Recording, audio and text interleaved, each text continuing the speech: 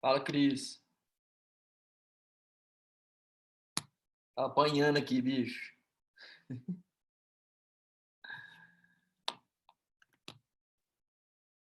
eu mandar o pessoal entrar lá.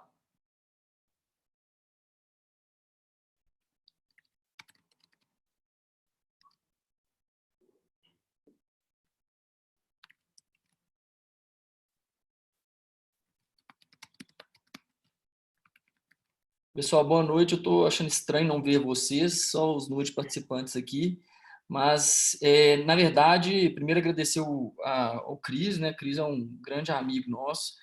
Cris ele tem formação aqui no FMG, fez residência no Baleia e ele trabalha na Oncovida, lá em Brasília, né? Do Grupo Oncoclínicas. Cris é um grande amigo. Quem teve a oportunidade de participar do nosso evento de residência ano passado teve o prazer de ver as aulas dele. É um profundo estudioso e conhecedor de câncer de mama, então é um prazer mesmo estar com você aqui, Cris.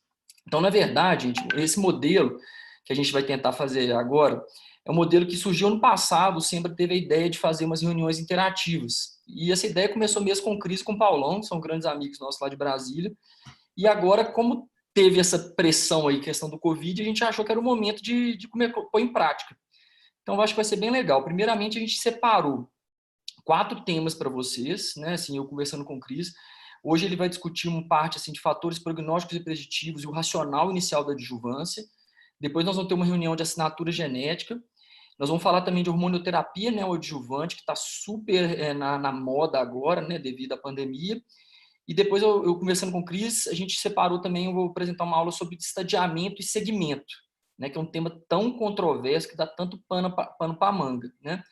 Mas assim, vocês fiquem à vontade, eu falei com os meninos da outra vez, para vocês separarem em casa, devagarzinho eu já estou vendo aqui a Biqueira, a Anitta como palestrante também. Então, assim, fiquem à vontade para sugerir até temas para a gente e trazer seus casos, tá? O Cris, pode ficar à vontade, fica à vontade, só É, nós estamos entre amigos, pode ficar, sinta-se em casa. beleza. Obrigado, gente. Gostaria de agradecer. É muito ruim dar aula para a tela mesmo, não ver a cara do povo, né? Mas a gente vai acostumando, né? Quem puder, vai abrir na câmera aí, quem tiver, né? Só não esquece, quem tiver no banho, não fazer igual aquele cara na reunião lá do professor, aquele cara que aparecia no banho. Obrigado, Ribas, Heleninha, pelo convite, a turma toda. Eu vou compartilhar minha tela aqui, vocês só veem se vai dar certinho aí. Deixa eu pôr aqui.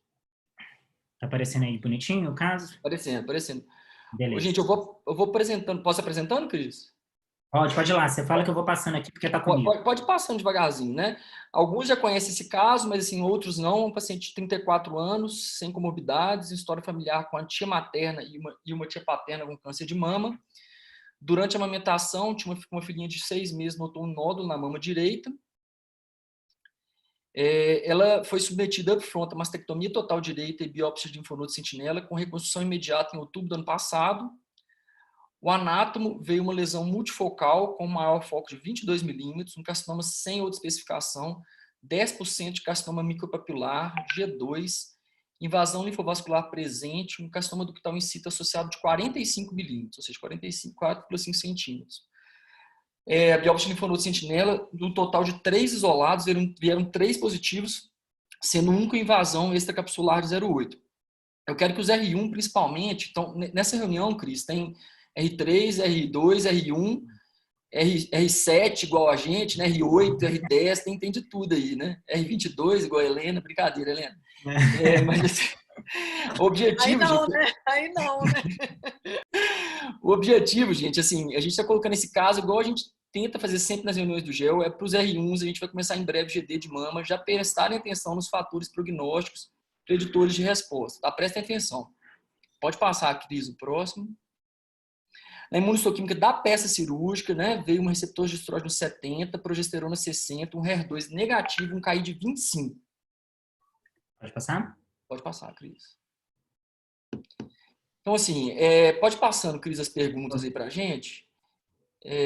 E essas discussões, gente, não é para a gente esgotar o tema aqui hoje, não, obviamente, né? Que a gente não quer fazer uma reunião para esgotar tantos temas, mas já pensa aí se alguém indicaria assinatura genômica nesse caso. Isso não vai ser abordado hoje, se caberia um cotype, uma print, uma PIF, não sei.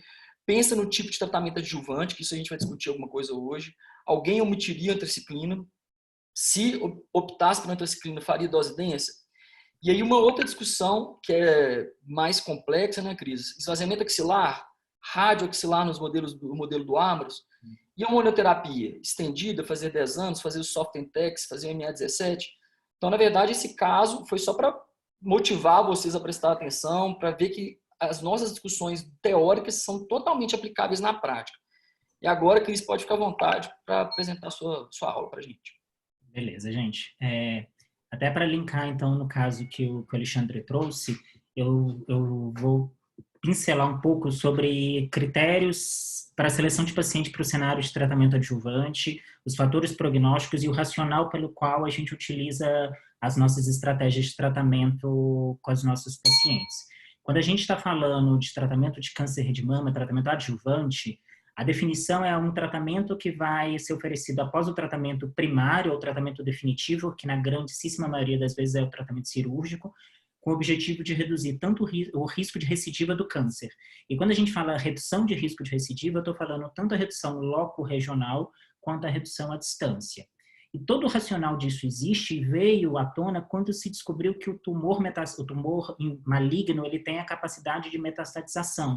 Porque se o tumor fosse tratado exclusivamente com cirurgia e não tivesse a capacidade de disseminação, 100% dos nossos pacientes estariam curados se fossem operados. A questão é que, pela capacidade de infiltração, de invasão, de angiogênese e de disseminação dessas células, a gente pode ter células tumorais em outros sítios do corpo e que não são células detectáveis, né? Eu coloquei o gráfico aí à direita só para a gente entender, para quando eu começo a visualizar lesões em exames de imagem e lesões no exame físico, eu tenho que ter alguns milhões de conglomerados celulares para aquilo se tornar visível ou palpável.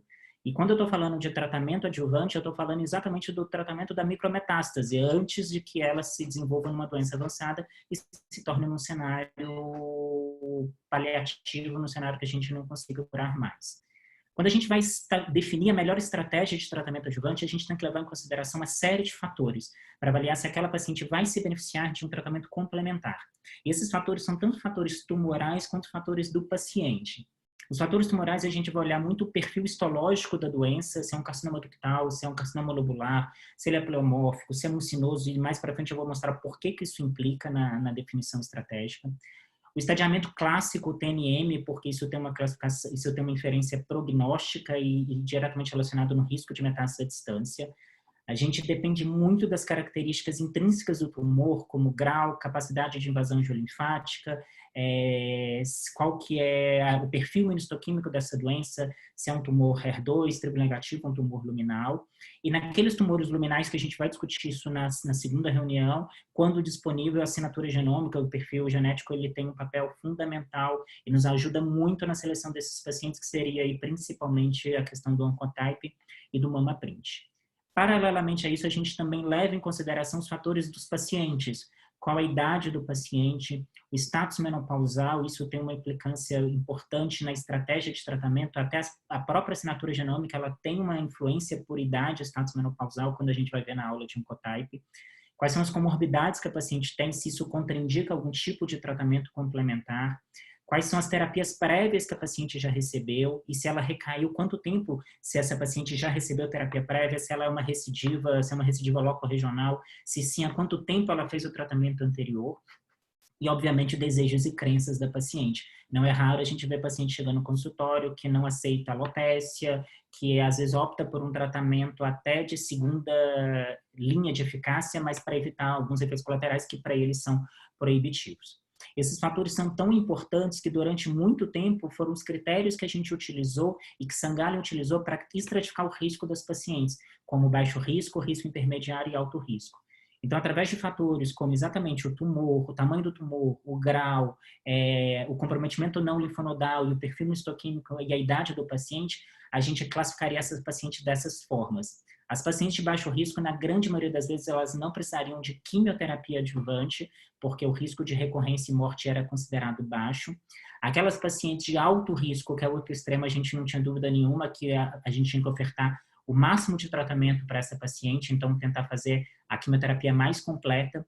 E no risco intermediário, de uma maneira geral, a gente acabava fazendo quimioterapia, mas com menos drogas. É a hora que a gente descalonava, às vezes omitia uma antraciclina. Então, durante muito tempo, era isso que a gente utilizou. E o racional para isso vem de estudos históricos que mostram isso para a gente.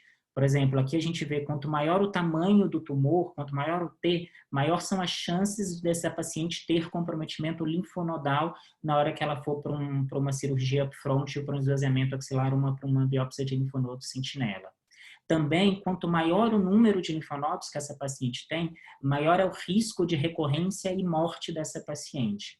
E quando a gente junta as duas informações, o tamanho do tumor e o número de linfonodos comprometidos, a gente vê que essa correlação ela é uma correlação que sai de uma progressão aritmética e já vai quase para uma progressão geométrica, onde esse risco ele vai se multiplicando. E isso já infere muito bem para a gente que aquela paciente com alto volume de doença linfonodal, alto volume de doença na mama, é uma paciente que o risco dela recair é muito maior e era aquela paciente que a gente, na grande maioria das vezes, acaba ofertando realmente a quimioterapia.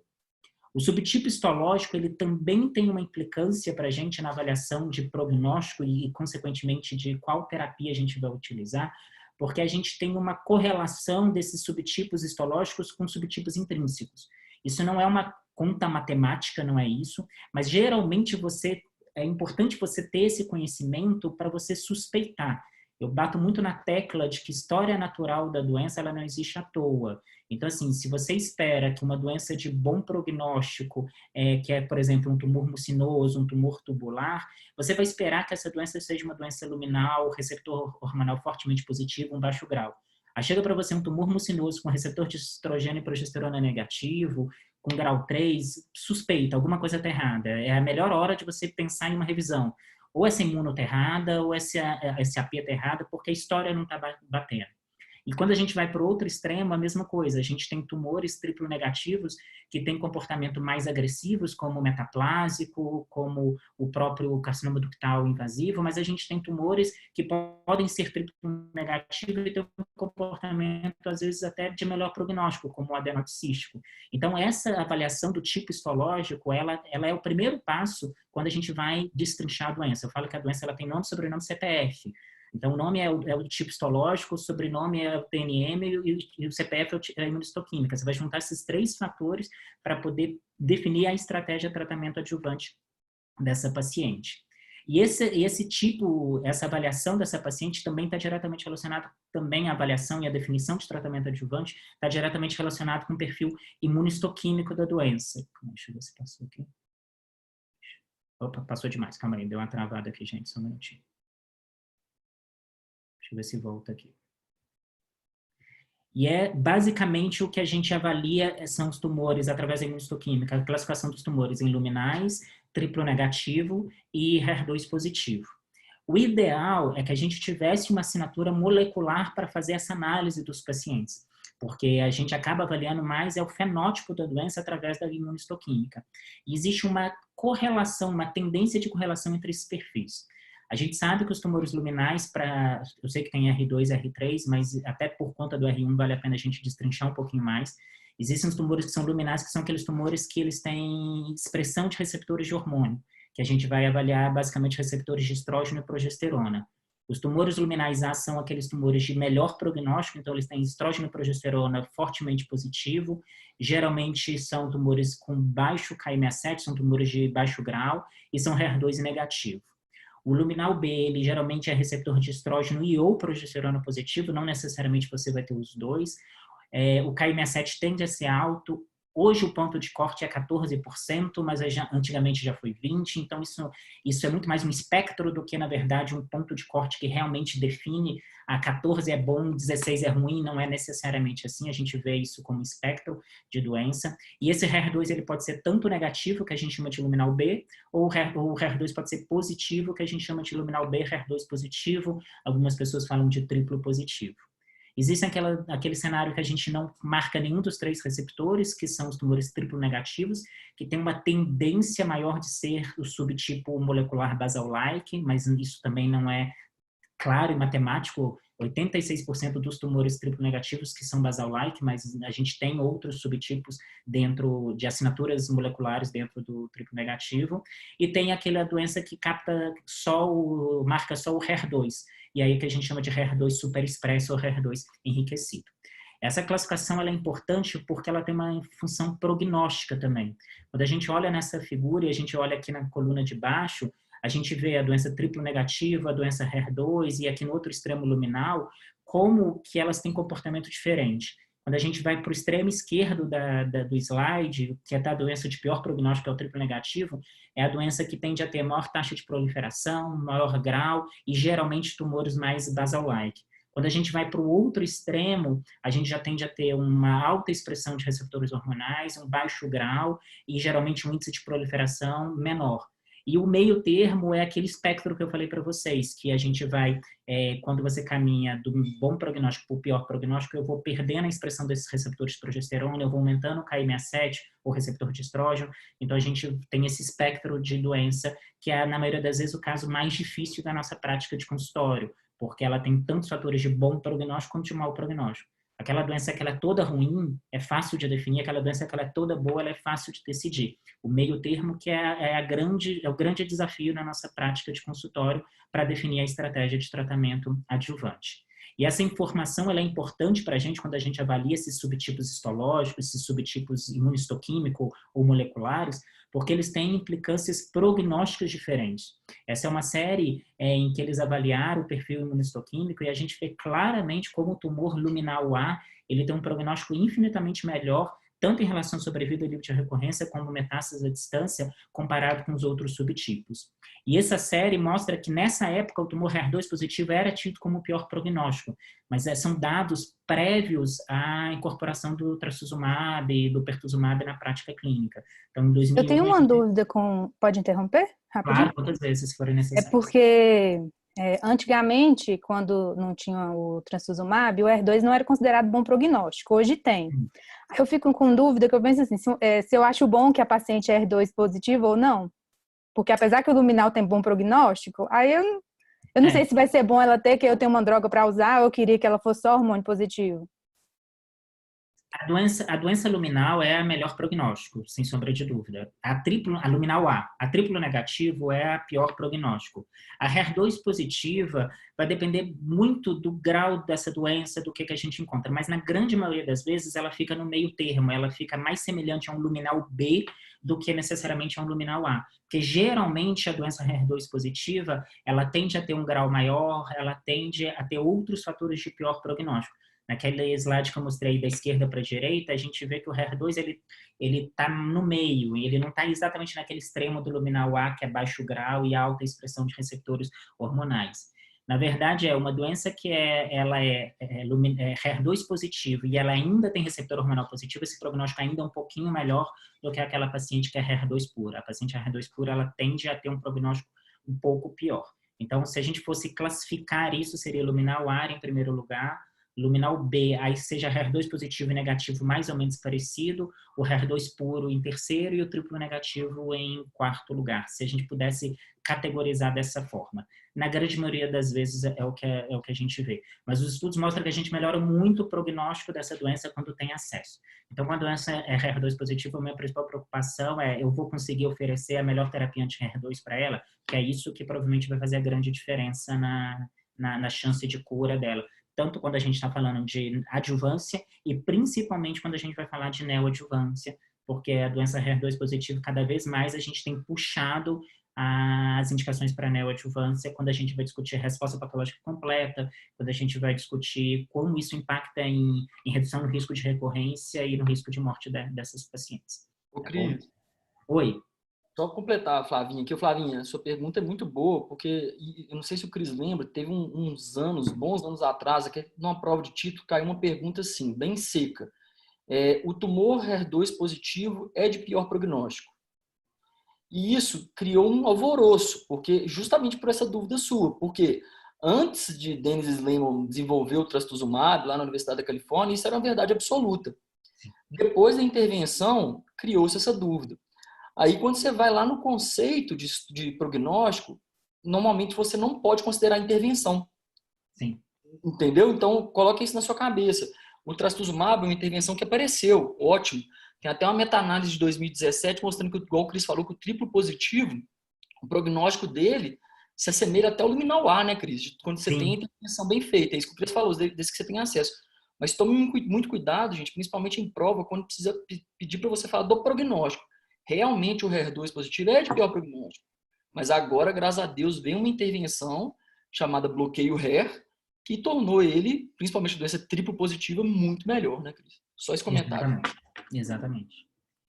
Bom, então voltando, esse perfil imunistoquímico ele é fundamental porque ele tem uma implicância para a gente em relação a risco de recorrência, e não só isso, ao tempo para essa recorrência acontecer. Essa é uma série apresentada, publicada em 2011, é uma série mais antiga, mas que a gente viu que a maioria das pacientes que tinham doença HER2 positiva ou triplo negativa, a maioria dessas recorrências aconteceram nos 5 até máximo 8 anos. É muito raro você ter uma recidiva muito tardia de uma doença HER2 positiva ou de uma doença triplo negativa, porque é uma doença de pior prognóstico, então ela tende a ter uma recidiva mais precoce. Em contrapartida, quando a gente olha os tumores luminais, essa taxa de recorrência dela ela é progressiva. Mesmo após 5 anos, essas pacientes ainda continuam recaindo, mostrando que o tumor luminal, apesar dele ter um prognóstico melhor, ele tende a ter uma recidiva mais tardia. De novo, não é que o tumor luminal ele é pior, não, porque ele recai depois, porque o número de pacientes que recaem luminais ainda é menos do que a gente vê os pacientes com o mesmo estadiamento, obviamente, de HER2 positivo e triplo negativo. Então, eu também não posso olhar só o perfil imunistoquímico e esquecer dos outros fatores que eu falei para você. Perfil diagnóstico histológico, estadiamento TNM, tudo isso é um somatório que pesa na hora de definir a estratégia de tratamento e o prognóstico dessa paciente. Em relação à questão dos tumores luminais, isso tanto é verdade que a gente tem uma meta-análise do EBC-TCG. A gente vai falar muito dessa meta-análise nessa apresentação, porque esse é o principal grupo que estuda a adjuvância em câncer de mama no mundo, que é o World Breast Cancer Trial Clinical Group, e que eles avaliaram aquelas pacientes que foram tratadas, submetidas a tratamento cirúrgico upfront, a tratamento adjuvante e pelo menos 5 anos de tamoxifeno que não tenham recaído nesse período. Tanto é que a gente vê que os gráficos eles começam a partir do número 5.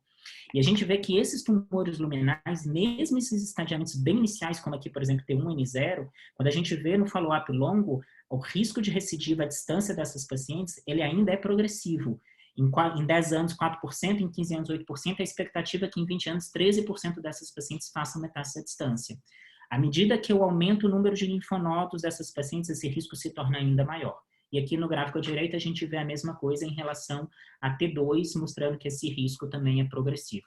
Então isso mostra que o tumor luminal é um tumor que a gente vai ter que acompanhar, todo o câncer de mama de maneira geral, mas especialmente o tumor luminal, é um tumor que a gente vai ter que acompanhar para o resto da vida, e esse é o racional que se discutiu muito tempo, a razão pelo qual a gente pondera fazer hormonoterapia estendida em alguns pacientes, exatamente porque a gente sabe que essa paciente, depois de 5 anos, a gente ainda tem quase metade dessas pacientes recaindo depois de 5 anos de hormonoterapia, e é o racional de se discutir a extensão de hormonoterapia adjuvante para algumas pacientes. Então, baseado nisso tudo, a gente vai agora destrinchar realmente por que a gente faz quimioterapia e qual a estratégia de tratamento adjuvante. Quando a gente olha nos tumores luminais, a adjuvância vai ser feita com quimioterapia e ou hormonioterapia. A doença HER2 positiva, a gente geralmente o tratamento adjuvante, quando ele é feito, é quimioterapia com terapia anti-HER2. Pode ou não associar a hormonioterapia se for um receptor hormonal positivo. O triplo negativo, apesar da gente estar evoluindo muito na descoberta de alvos para essa doença, como mutação de BRCA, como expressão de PDL1, que isso tem pautado o tratamento metastático, tem mudado um pouco a neoadjuvância, mas ainda a adjuvância ela é exclusivamente feita acima de quimioterapia. Eu coloquei em paralelo o papel da radioterapia. A radioterapia, a indicação ela é independente do perfil imunistoquímico da doença. Os critérios clássicos estão muito mais relacionados com o estadiamento e o tipo de estadiamento loco-regional e o tipo de cirurgia submetido, apesar da gente entender hoje que existem nuances e muitas vezes para tumores de muito mau prognóstico, como triplo negativo numa paciente muito jovem, com vários fatores de risco associados, a gente acaba às vezes ponderando indicar radioterapia para essas pacientes, mas não é uma indicação clássica como a gente está acostumado. E no finalzinho da aula eu vou pincelar um pouquinho de bisfosfonato, que é uma indicação que a gente pode utilizar na adjuvância desses pacientes, que independe também do perfil imunohistoquímico. Bom, passando então agora para a quimioterapia adjuvante. A gente, durante muito tempo, tiveram vários estudos pequenos que foram tentando definir qual era a melhor estratégia de tratamento adjuvante no câncer de mama. A gente tinha estudos de CMF, a gente tinha estudos de antraciclina, mas quem veio realmente bater o martelo e definir a melhor estratégia para a gente foi a meta-análise desse mesmo grupo do EBC-TCG, que teve sua primeira publicação em 2012 e depois em 2018. Uma meta-análise com mais de 100 mil mulheres, incluindo 123 estudos, em que eles quiseram responder basicamente 4 perguntas para a gente. A primeira pergunta é: fazer quimioterapia adjuvante muda o prognóstico dessas pacientes? Segunda pergunta é: qual quimioterapia é melhor? E aí ele fez a comparação até então de que era o CMF o grande padrão no tratamento adjuvante dessas pacientes versus antraciclina. Depois ele quis avaliar se eu fazer antraciclina com ou sem taxano, se isso seria melhor, e se eu mudasse o regime de antraciclina, principalmente tentando fazer uma dose intensidade maior, se isso mudaria o desfecho dessas pacientes em cenário adjuvante. E a gente vai tentar ver o que ele respondeu em cada uma dessas 4 perguntas.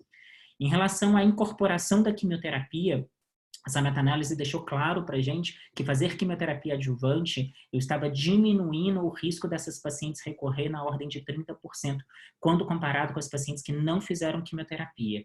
E aqui eu estou olhando tanto o braço com antraciclina, que é o gráfico da esquerda, quanto o CMF no braço da direita. A gente viu que a incorporação da quimioterapia diminuiu o risco. Aqui esse estudo, essa é uma meta-análise, então a gente não está entrando muito em mérito em perfil imunohistoquímico aqui envolve basicamente pacientes com câncer de mama operadas, podendo ser axila positiva ou axila negativa. A segunda pergunta em relação à poliquimioterapia versus sem quimioterapia, ali eu falando sem sobrevida livre de recorrência, e a mesma questão em relação à sobrevida global. Quando eu incorporei a quimioterapia adjuvante, seja ela contra ciclina ou CMF, eu também diminuí aí na ordem de 15 a 20% no risco dessas pacientes morrerem no segmento aí de 10 anos, quando comparado em não fazer nenhum tratamento adjuvante para essas pacientes. Então, a primeira pergunta, sim, quimioterapia ela tem seu papel na adjuvância com redução do risco de recorrência e morte. Aí vamos para a segunda pergunta, tá? Se diminui o risco, qual quimioterapia é melhor? E aí a gente comparou antraciclina versus CMF. E o que a gente viu nesse estudo, quando a gente olha o gráfico da direita, que eu fazer a C vezes 4 versus CMF, eu tenho exatamente a mesma redução do risco de recorrência. As curvas, elas são sobrepostas.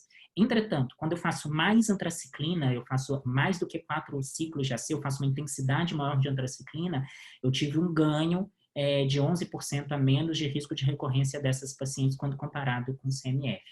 A mesma coisa que a gente viu em relação à sobrevida livre de recorrência, a gente viu em relação à sobrevida global. Quando eu faço a C vezes 4, eu tenho o mesmo impacto em relação ao risco de morte para essas pacientes comparado com CMF. Entretanto, quando eu faço mais do que 4 AC, eu começo a ver uma diferença em relação à sobrevida dessas pacientes.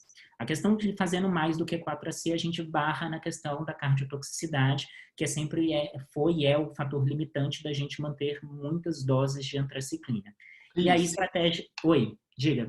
Só que os residentes têm R1 na sala também, só para lembrar para eles que, assim, quando o Cris está falando, e vocês estão vendo o Cris está falando do benefício, vocês estão vendo que é o risco relativo, né? O hazard ratio, e lembre que no próprio gráfico aí tem aí o benefício absoluto. Então, a gente discute isso muito nas reuniões, né, gente? Né?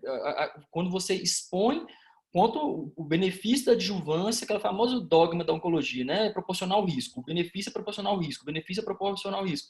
É isso, porque quando você insere o risco relativo no risco da paciente maior, o risco dela absoluto é maior também, né, Cris?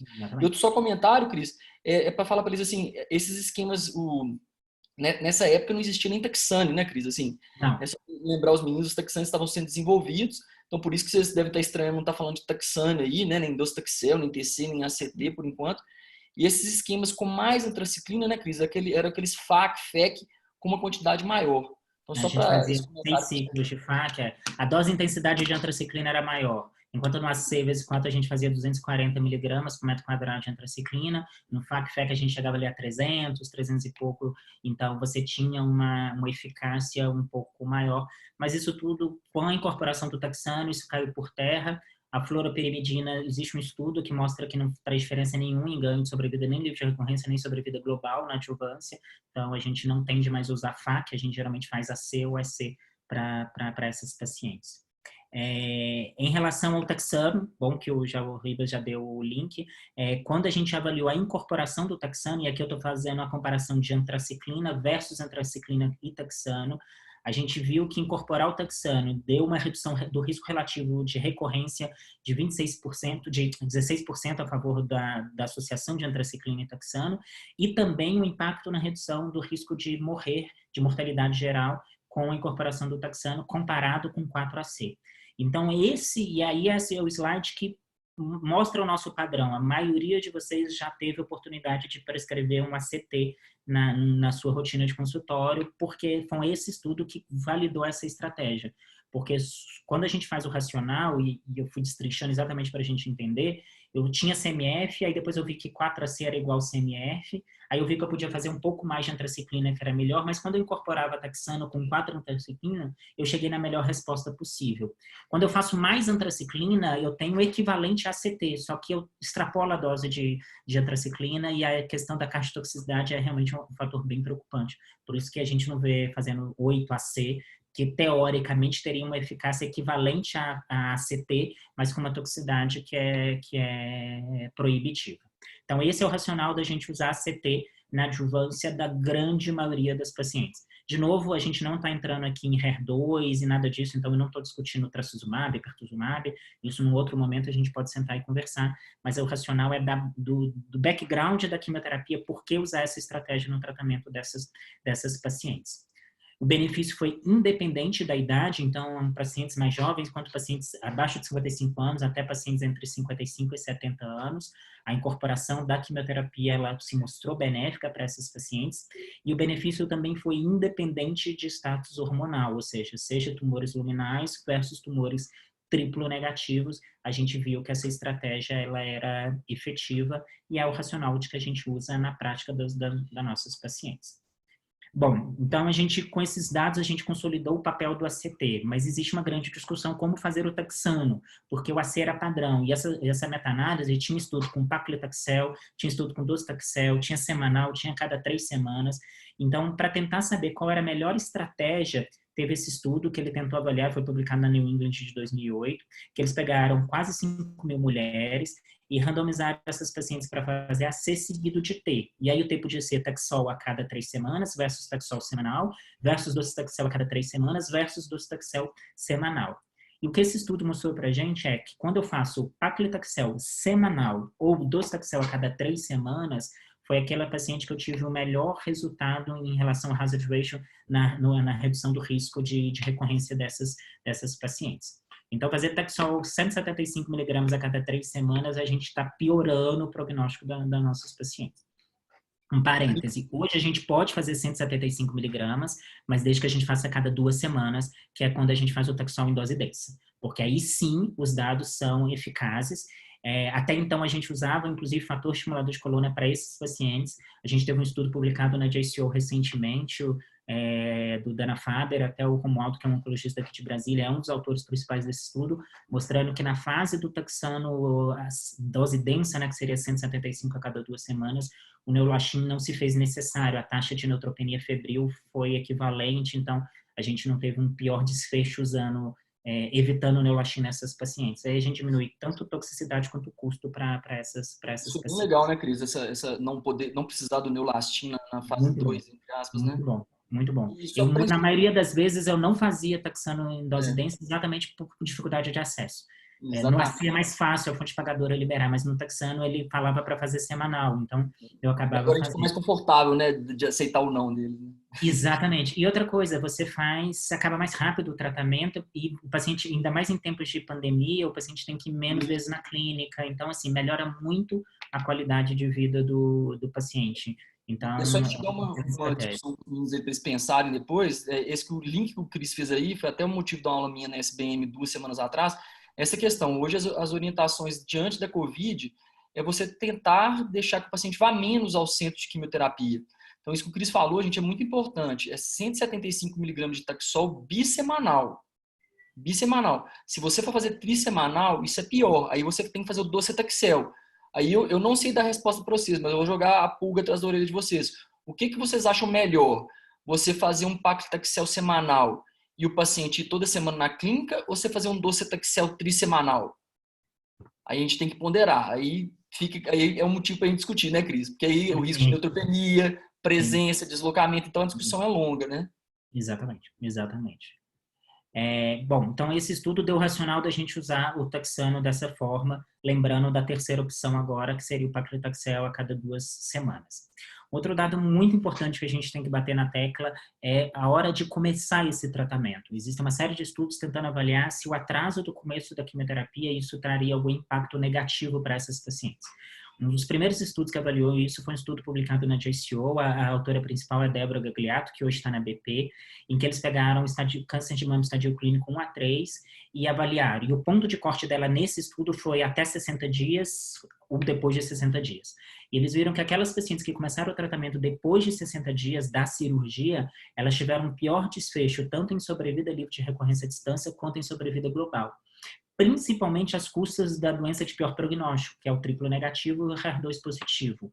E óbvio que tem todo um racional para isso, porque é a doença que dá micrometástase precoce. Então, você atrasar o tratamento, você está aumentando a chance dessa célula entrar em turnover e você ter uma resposta pior ao tratamento sistêmico dessa paciente.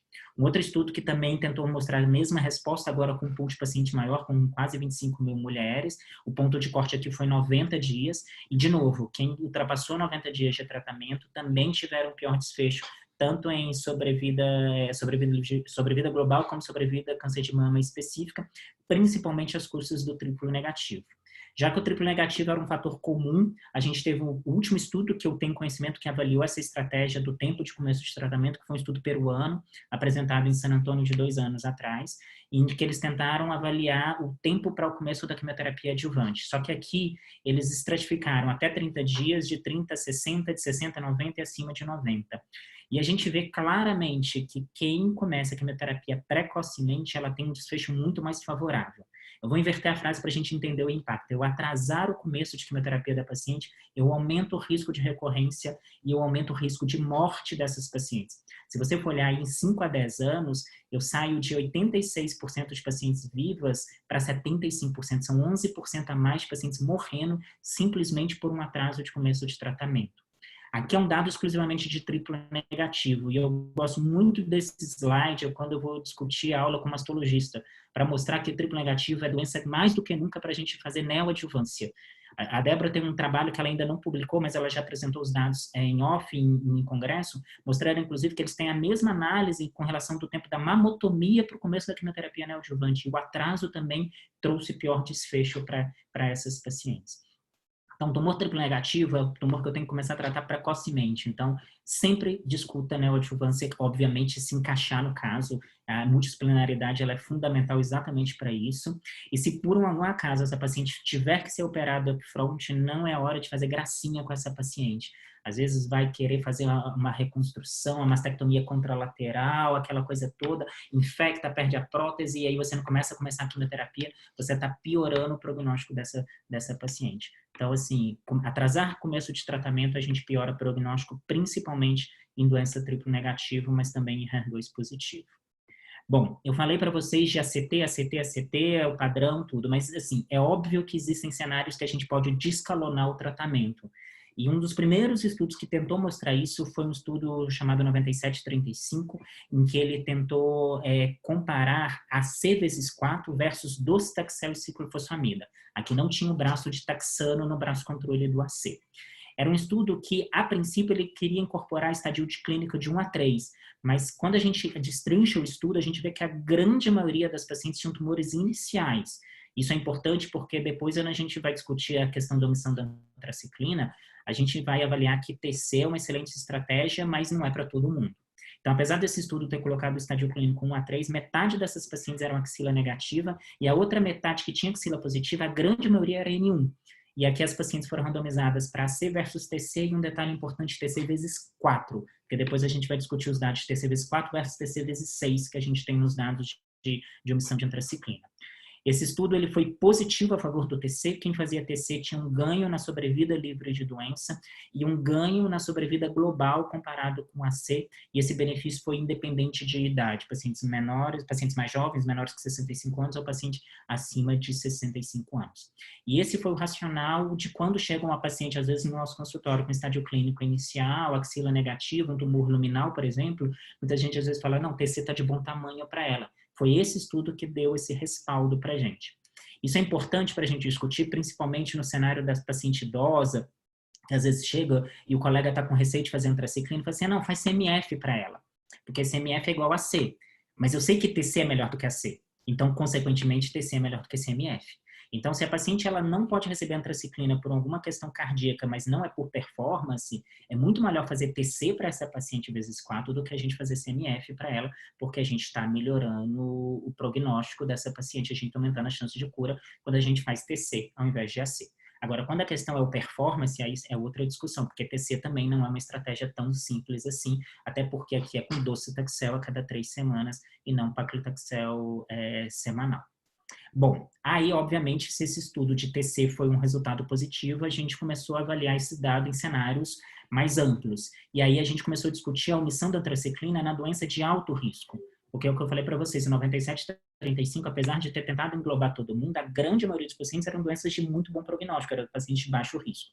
E aí a gente tem 3 estudos que tentaram responder se eu posso omitir ou não antraciclina, que é o ABC Trial, o Plan B e o Success Trial, que eu vou mostrar para vocês. De uma maneira geral, os 3 estudos são estudos de não inferioridade. O que eu quero mostrar? Que o omitir antraciclina ele é tão bom quanto fazer. Eu não quero falar que não fazer antraciclina é melhor. Para mim, não importa ser melhor. Sendo igual, já está de bom tamanho. Porque eu estou omitindo uma droga que é tóxica, que ela aumenta principalmente a cardiotoxicidade e a mielotoxicidade, que são efeitos colaterais irreversíveis a longo prazo. Então, eles pegaram pacientes com doença de alto risco, que pelo desenho do estudo eram pacientes com linfonodo positivo ou linfonodo negativo de alto risco. E o que foi definição de linfonodo negativo de alto risco? Eram pacientes acima de T2, ou seja, estadio clínico 2 para cima, e se fosse T1C N0, tinham que ser tumores triplo negativo, ou luminal grau 3, ou se por acaso essa paciente tivesse feito um Oncotype, ela tinha que ter um recorrência score acima de 31, e o ponto de corte é 31 e não 26, porque esse desenho desse estudo foi feito antes dos dados do TAYLORx. E as pacientes foram randomizadas para receber quimioterapia com antraciclina e taxano, e aí poderia ser ACT versus TAC versus TC. E aqui nesse estudo, a estratégia de TC foi TC vezes 6, eles não utilizaram a TC vezes 4. Bom, o estudo era de não inferioridade. O endpoint primário do estudo, que era a sobrevida livre de doença invasiva, e aquele que avaliou os dados em 4 anos, na verdade, a antraciclina foi até melhor do que não fazer antraciclina. Então, o estudo ele foi negativo, ou seja, eu não pude confirmar que omitir antraciclina era equivalente. Quando eu avalio aí, eu tive um ganho absoluto de 2,5% a favor da antraciclina, quando comparado com o braço que fez TC. Só que a gente vai lá e vai destrinchar esses dados. E quando a gente destrincha esses dados, e a gente avalia, e aqui eu estou falando de doença HER2 negativa, tá, gente? É linfonodo positivo ou linfonodo negativo de alto risco, HER2 negativo. Então, entrou doença triplo negativa e tumor luminal. Vamos começar pelo tumor luminal. Quando a gente olha o tumor luminal e a gente vê aquela paciente que ela é luminal N0, ou seja, ela é T1C, grau 3, ou recorrência score acima de 31, ou axila, ou T2 para cima, na verdade, nessa análise de subgrupo, fazer TC ou fazer ACT foi exatamente a mesma coisa. A gente não viu nenhum ganho adicional com a incorporação da antraciclina para essas pacientes. Na verdade, parece que TC foi até um pouquinho melhor em números absolutos para essa paciente. Quando eu positivo a axila dessa paciente, quando eu avalio o paciente de 1 a 3 linfonodos ou paciente com mais de 4 linfonodos, o impacto da antraciclina ele vai sendo maior. Obviamente, aquela frase que o Ribas falou, o ganho é proporcional ao risco da paciente. Então, se o risco da paciente vai aumentando, o ganho da adição da antraciclina ele também vai aumentando para essa paciente. Quando a gente vai para o triplo negativo, que é a coluna, que é a parte de cima, a gente vê que todo mundo se beneficiou. Aquela paciente que é axila negativa, ou seja, tem um CN0, T2N0, T3N0, o ganho parece ser menor, não é tão robusto de 2,5%, mas triplo negativa, axila positiva, quando mesmo seja um linfonodo positivo, o ganho da antraciclina ele é robusto. Eu tenho um ganho absoluto aí de 11% para quem fez antraciclina. Esse destrinchamento desses dados, principalmente quando a gente olha aqui a paciente luminal N0, existem pessoas que fazem antraciclina, existem pessoas que não fazem. Quem faz antraciclina questiona os dados, porque isso é uma análise exploratória de um estudo negativo, né? A gente tem que entender isso. Mas eu entendo isso como muito corroborando os dados que a gente vai ver do Plan B, do Sussex Trial, que mostra muito esse perfil de paciente, que talvez a gente fique mais confortável realmente de omitir antraciclina para ela, que a gente vai ver nos slides mais à frente. Em relação à sobrevida livre, à sobrevida global, a gente não viu nenhuma diferença, mas ainda é muito precoce para poder ver, e eu acho pouquíssimo provável que a gente vá ter qualquer dado de sobrevida global no estudo de não inferioridade, incluindo um perfil extenso de doença T1C, N0, então provavelmente é um estudo que a gente não vai se preocupar muito em relação à sobrevida global dessas pacientes. Os outros 2 estudos, o Plan B e o Sussex Trial, eu trouxe junto, porque apesar deles terem sido publicados inicialmente separados, a gente teve uma apresentação em ASCO, que eles juntaram os 2 dados para poder aumentar o poder, aumentar a amostra e dar mais poder para a análise dos dados, que foi apresentado na ASCO de 2018. Basicamente, eles tentaram responder a mesma pergunta. Eu posso omitir antraciclina naquelas pacientes que eles consideraram de alto risco? E aqui, de novo, era doença HER2 negativa, elas tinham que ser tumor acima de 2 centímetros, tinha que ser grau 2 e 3, tinha que ser receptor hormonal negativo ou idade menor que 35 para ser considerado um N0 de alto risco, ou pacientes com axila positiva. Como é que eles fizeram a randomização desse estudo? Se a paciente fosse triplo negativo, obviamente, ela preenchendo esses critérios, né, P2N0 ou axila positiva, essas pacientes já eram randomizadas para receber AC versus, aqui era verdade, era EC, T versus TC, e também TC vezes 6. E as pacientes que eram tumores luminais, eles tentaram purificar essa amostra. Eles quiseram pegar realmente aquelas pacientes de alto risco. E quem foram essas pacientes? Aquelas pacientes com mais de 4 linfonodos positivos, ou seja, N2 para frente, e aquelas pacientes que eram N0 ou N1, eles utilizaram também o Oncotype para avaliar essas pacientes. E aquelas pacientes que tinham um recurrence score abaixo de 11, por extrapolação dos dados do TaylorX, eles acabaram excluindo essas pacientes do estudo porque elas foram só para hormonioterapia. Então, aqui eu estou pegando, de novo, triplo negativo e estou pegando tumores luminais, mas aqui tentando estratificar melhor essa amostra de paciente. O Sussex Trial também, ele comparou ACT versus TC vezes 6, e aqui a gente não teve critério de Oncotype, foi a mesma coisa, axila positiva ou axila negativa de alto risco. E, diferentemente do que a gente viu no ABC Trial, o Plan B Sussex Trial mostra para a gente exatamente a mesma sobrevida livre de doença no segmento aí de 100 meses dessa paciente. Quando a gente avalia por perfil imunohistoquímico, seja doença luminal A, luminal B, e mesmo triplo negativo, a gente viu que a antraciclina não fez diferença nenhuma para essas pacientes. O único subgrupo que realmente parece ter se beneficiado mais da antraciclina foram aquelas pacientes com 4 linfonodos ou mais positivos. Tanto é que quando a gente avalia a análise de subgrupo, o único hazard ratio que foi estatisticamente significativo foram aquelas pacientes com 4 linfonodos positivos. Bom, aí a gente se vê entre a cruz e a espada. Eu tenho um estudo positivo, eu tenho um estudo negativo, e aí? O que a gente sempre via, na verdade, e era muito comum você colocar esses estudos como sendo estudos contraditórios. Mas, na verdade, eu não vejo dessa forma. Quando eu tenho a mesma pergunta sendo feita em estudos diferentes, com respostas diferentes, o primeiro ponto que a gente tem que olhar é quais foram os pacientes selecionados nesse estudo. Porque talvez a diferença não tenha sido na estratégia utilizada em sim na população estudada. E aí é que a gente vai entender como esses estudos foram selecionados. Quando eu comparo em relação ao pool de pacientes, elas foram muito semelhantes, foram estudos bem robustos, um com 4.000, outro com quase 6.000 pacientes.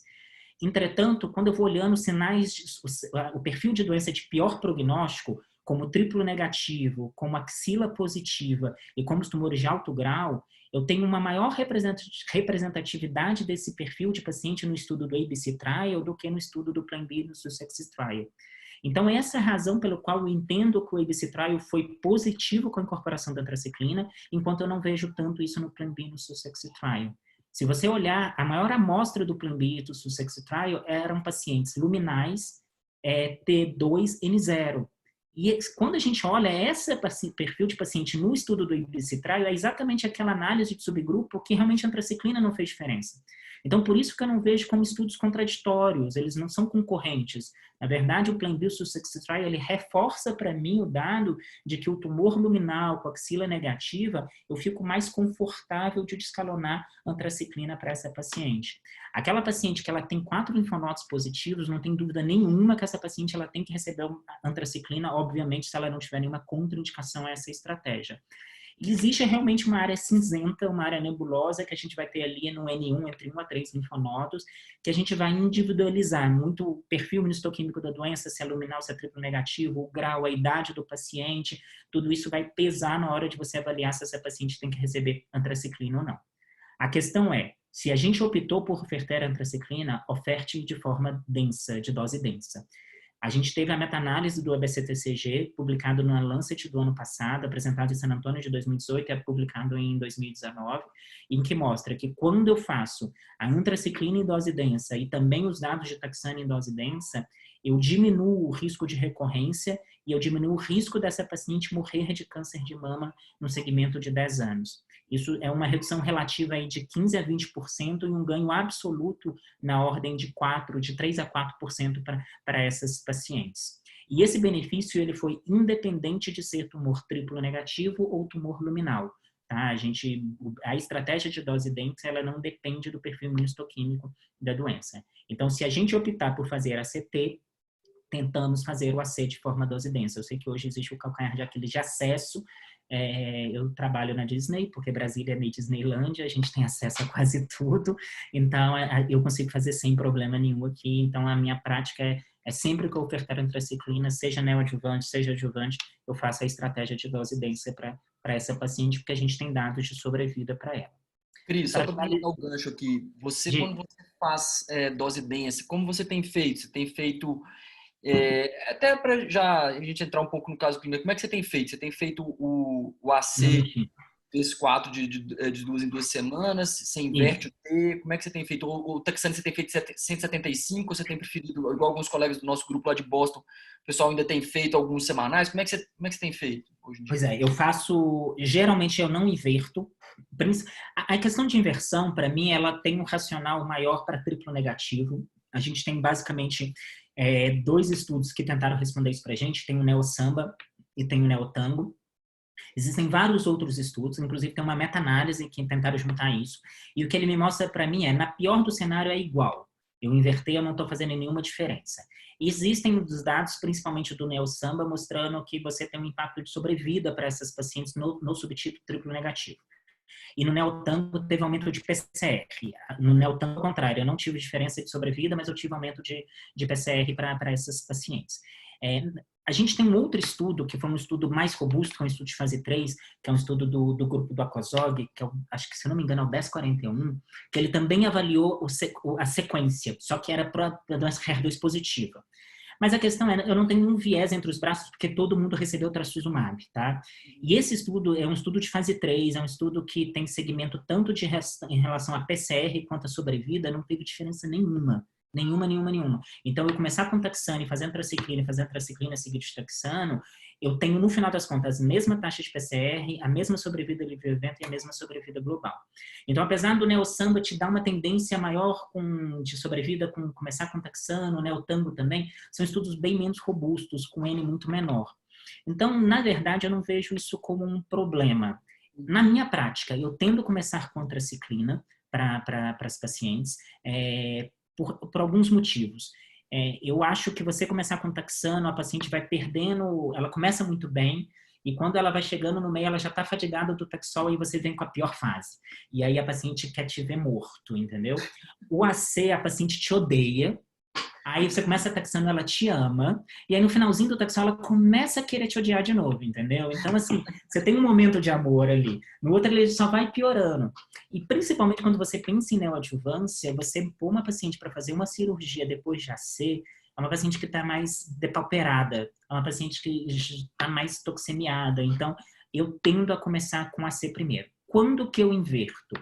Quando a questão de alopecia é um fato muito importante para a paciente. Eu tive uma paciente que a filha casava em 1 mês e meio do diagnóstico. E aí, obviamente, a gente começou com taxano, a gente tem a Paxman lá na clínica, as taxas de sucesso com o taxano são bem superiores à antraciclina. Então, ótimo, eu inverti para ela. Quando a gente pensa em neoadjuvância de triplo negativo, eu também tendo a começar com a C, porque a platina é uma discussão religiosa hoje em dia, porque científica a gente não tem resposta, então é muito mais religiosa se eu faço ou não platina. A grande discussão é não deixa a platina diminuir a sua dose e intensidade de antraciclina e taxano, porque são as drogas que realmente fazem a diferença em sobrevida das pacientes. Então, eu prefiro, quando eu penso em fazer platina, começar com a C até para ver a resposta que a paciente tem e a tolerabilidade. Porque se a paciente, a medula dela já começa a mostrar sinais de que ela está fadigando com a C, provavelmente ela não vai conseguir fazer platina. E aí você começa a atrasar tratamento, aí você começa a piorar o prognóstico dessa paciente, você começa a prejudicar o tratamento dessa paciente. E outro cenário que eu também prefiro começar com a C é quando a paciente vem com uma doença, por exemplo, HER2 duas cruzes, que eu tenho que começar o tratamento, e aí eu tô na questão do time do FISH, e aí eu prefiro começar com a C. Na grande maioria das vezes, em HER2, eu prefiro fazer TCHP do que fazer a CTHP. É uma questão de escola, assim, a gente tem uma série de dados de estudo fase 3 que mostra que a omissão de antraciclina para HER2, diferentemente do luminal, que é uma situação, e do triplo negativo, que é uma situação mais nebulosa, na doença HER2 positiva, a gente tem dados até mais robustos em relação a isso. Apesar de nenhum deles ter sido o endpoint primário do estudo, né? A gente tem os dados. O único estudo que eu conheço que tem endpoint primário é o PERTEM. É o PERTEM? É o PERTEM? Calma aí. Não, é o TREN2, né? Agora me deu branco, eu misturei o nome dos estudos. Acho que é o TREN2. É o TREN2. Que, se eu não me engano, acho que vai ter até a atualização dos dados dele na ASCO agora. Então, vamos ver se isso vai mudar alguma coisa. Mas a gente tem os dados do Trifina, a gente tem os dados do Christine, a gente tem os dados do BCRG 006. Então, você tem uma série de estudos que mostra que para HER2 você tem um pouco mais de dado. Então, você fica um pouco mais confortável de omitir antraciclina para essa paciente. Mas aquela paciente que chega com alto volume de doença, que eu preciso começar a neoadjuvância rápido, e ela vem um HER2 duas cruzes, aí eu começo com a C, enquanto o FISH tá correndo. Mas quem vê... Como é que faz, Cris? Oi? E o taxane, como é que você faz? Você tem feito 175 bissemanal ou você tá fazendo... Não, eu sempre fiz Taxol semanal. Eu comecei a fazer 175 agora por causa da pandemia. Dos pacientes virem menos vezes. Porque a questão é que quando eu punho o neolastin, eu encarecia muito o custo da paciente, ou para a fonte pagadora. A gente não tinha nenhum dado que eu pudesse omitir o neolastin para essa paciente. E os dados de ACT, dose densa, a grande maioria dos pacientes dessa meta-análise fizeram a dose densa no AC. O que ele mostrou para a gente que era pior era fazer TAC. TAC foi pior. TAC não se usa mais, é proscrito fazer TAC, porque, primeiro, eu tenho um estudo que comparou ACT versus TAC e TAC foi mais tóxico, e essa meta-análise mostrou que fazer ACT versus TAC foi pior, porque apesar de fazer tudo de uma vez, quando eu falo dose e intensidade, não é só em fazer intervalos mais curtos, mas manter um período de exposição ao tratamento maior. E quando eu faço o taxano sequencial antraciclina, ele foi melhor, é esse daqui, ó. Eu não coloquei, não, para não ficar muito longa. Porque ele avalia tanto o intervalo entre as doses quanto a sequência de tratamento. E concomitância foi pior do que sequencial em relação ao taxano. Então, e ele não destrincha pela forma do taxano ser administrada. Se era 175 a cada 2 semanas, se era taxol semanal. Então, na minha prática, a grande maioria das vezes eu fazia taxol semanal. Hoje eu estou ponderando muito pela questão da pandemia, dos pacientes virem menos vezes na clínica, não precisa usar fator estimulador de colônia, que muitas vezes o convênio amarrava um pouco mais, então aí eu não tinha coragem de seguir, então eu acabava fazendo taxol semanal para essas pacientes. Perfeito, Cris, concordo plenamente. Só um comentáriozinho pequeno, só os meninos lembrarem, gente, que a pandemia, nós estamos com diversas formas que ela está se apresentando no mundo e no Brasil. Então, tem tanto o guideline do Dana-Farber como o guideline da ESMO, né, Cris? Eles falam que em locais que o caos está instalado mesmo, você tentar começar com taxane. Tirando esses casos que o Cris falou, lógico, não é triplo negativo, você já tem o resultado do FISH, é FISH negativo. Então, naqueles casos que o caos está instalado, você tentar começar com taxane para reduzir o risco de neutropenia da paciente com AC, que a gente sabe na prática é maior. Mas, Cris, perfeito. O racional quando a gente pega esses guidelines, por exemplo, eles estão sugerindo, o guideline do Dana-Farber sugere TD1000 com pertuzumab neoadjuvante para doença HER2 positiva, desde que não seja heterogênea. é lindo. O Christine mostra para mim que 55% de PCR é maravilhoso para esse subgrupo mesmo, quando a gente avalia do Christine, não, o estudo do Otto. Mostra, é equiparável ao que a gente viu com o TCHP no estudo Christine. A questão é, a gente também tem que entender que cada realidade é diferente. A pandemia em Brasília é totalmente diferente da forma que ela está se manifestando em Belo Horizonte, e também a questão de acesso. Eu vou conseguir depois fazer a CT para essa paciente, uma vez que eu não fiz na neoadjuvante. Essa paciente sobrou doença residual, como é que eu vou manejá-la? Ela não entra no critério do Caterine, porque ela já usou TDM1, ela não recebeu antraciclina e taxano. Então, a gente está entrando também num cenário que várias das coisas que a gente está fazendo agora, a gente não vai ter resposta de estudo de como manejar depois. Hormonioterapia neoadjuvante, que você vai discutir, que a gente está fazendo muito. Como manejar a paciente que sobrou muita doença? A gente vai fazer quimioterapia. Se a axila era negativa clinicamente, mas ela já tinha um alto volume de doença, a gente perde o estadiamento axilar. Então, a gente vai ter uma série de fatores que a gente não vai saber como analisar por desenho de clássicos de estudo. Mas as grandes evoluções da medicina vieram do caos, né? Foram de guerras, então provavelmente a gente vai tirar muita coisa boa disso tudo também, porque a gente está fazendo muito mais ciência agora, no sentido de tentar novas estratégias do que seguir claramente os protocolos que a gente estava acostumado a seguir.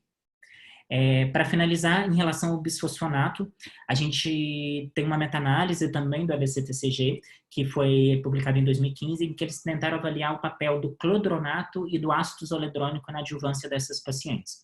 A gente viu nesse estudo que e o papel aí foi independente de perfil de doença, seja tumores luminais, triplo negativo ou HER2 positivo, que a incorporação do bisfosfonato trouxe impacto tanto em redução no risco de metástase, de metástase à distância, de metástase óssea, e uma redução de mortalidade por câncer de mama. O impacto é pequeno, o ganho absoluto em 10 anos gira de 1 a 2%, a redução do risco aí de recorrência é em torno de 10%, mas é uma estratégia que, quando a gente tem acesso, vale a pena. O estudo foi feito com bisfosfonato, com clodronato e ácido zoledrônico. A gente não sabe se as outras estratégias, se os outros bisfosfonatos têm o mesmo impacto. Um detalhe importante, que o benefício ele foi para pacientes mais velhas, e a gente entendeu que o que traz o benefício, na verdade, é o status pós-menopausal. Então, isso não é só a gente pensar, não, está fazendo hormonioterapia adjuvante, então, por causa da perda de massa óssea, eu vou fazer bisfosfonato. Não, o impacto ele é independente disso. Basta a paciente ser pós-menopausada, ela não precisa nem estar fazendo hormônio. Teoricamente, a gente pode indicar bisfosfonato para essa paciente. Por enquanto, a gente só tem acesso ao ácido zoledrônico, o clodronato não está disponível no Brasil, e, perdão, aqui é para mostrar que foi independente do perfil de doença. E a gente ainda não pode fazer denosumab. Quando o estudo do ABCSG18 saiu, a primeira análise, a gente viu um ganho em sobrevida livre de doença para essas pacientes, e no estudo do ABCSG, essas pacientes usavam anastrozol, então a gente acabava extrapolando os dados. Porém, na ASCO de 2018, a gente teve a atualização do ABCSG sendo positivo, e aí vem o DECER com o mesmo desenho de estudo sendo negativo.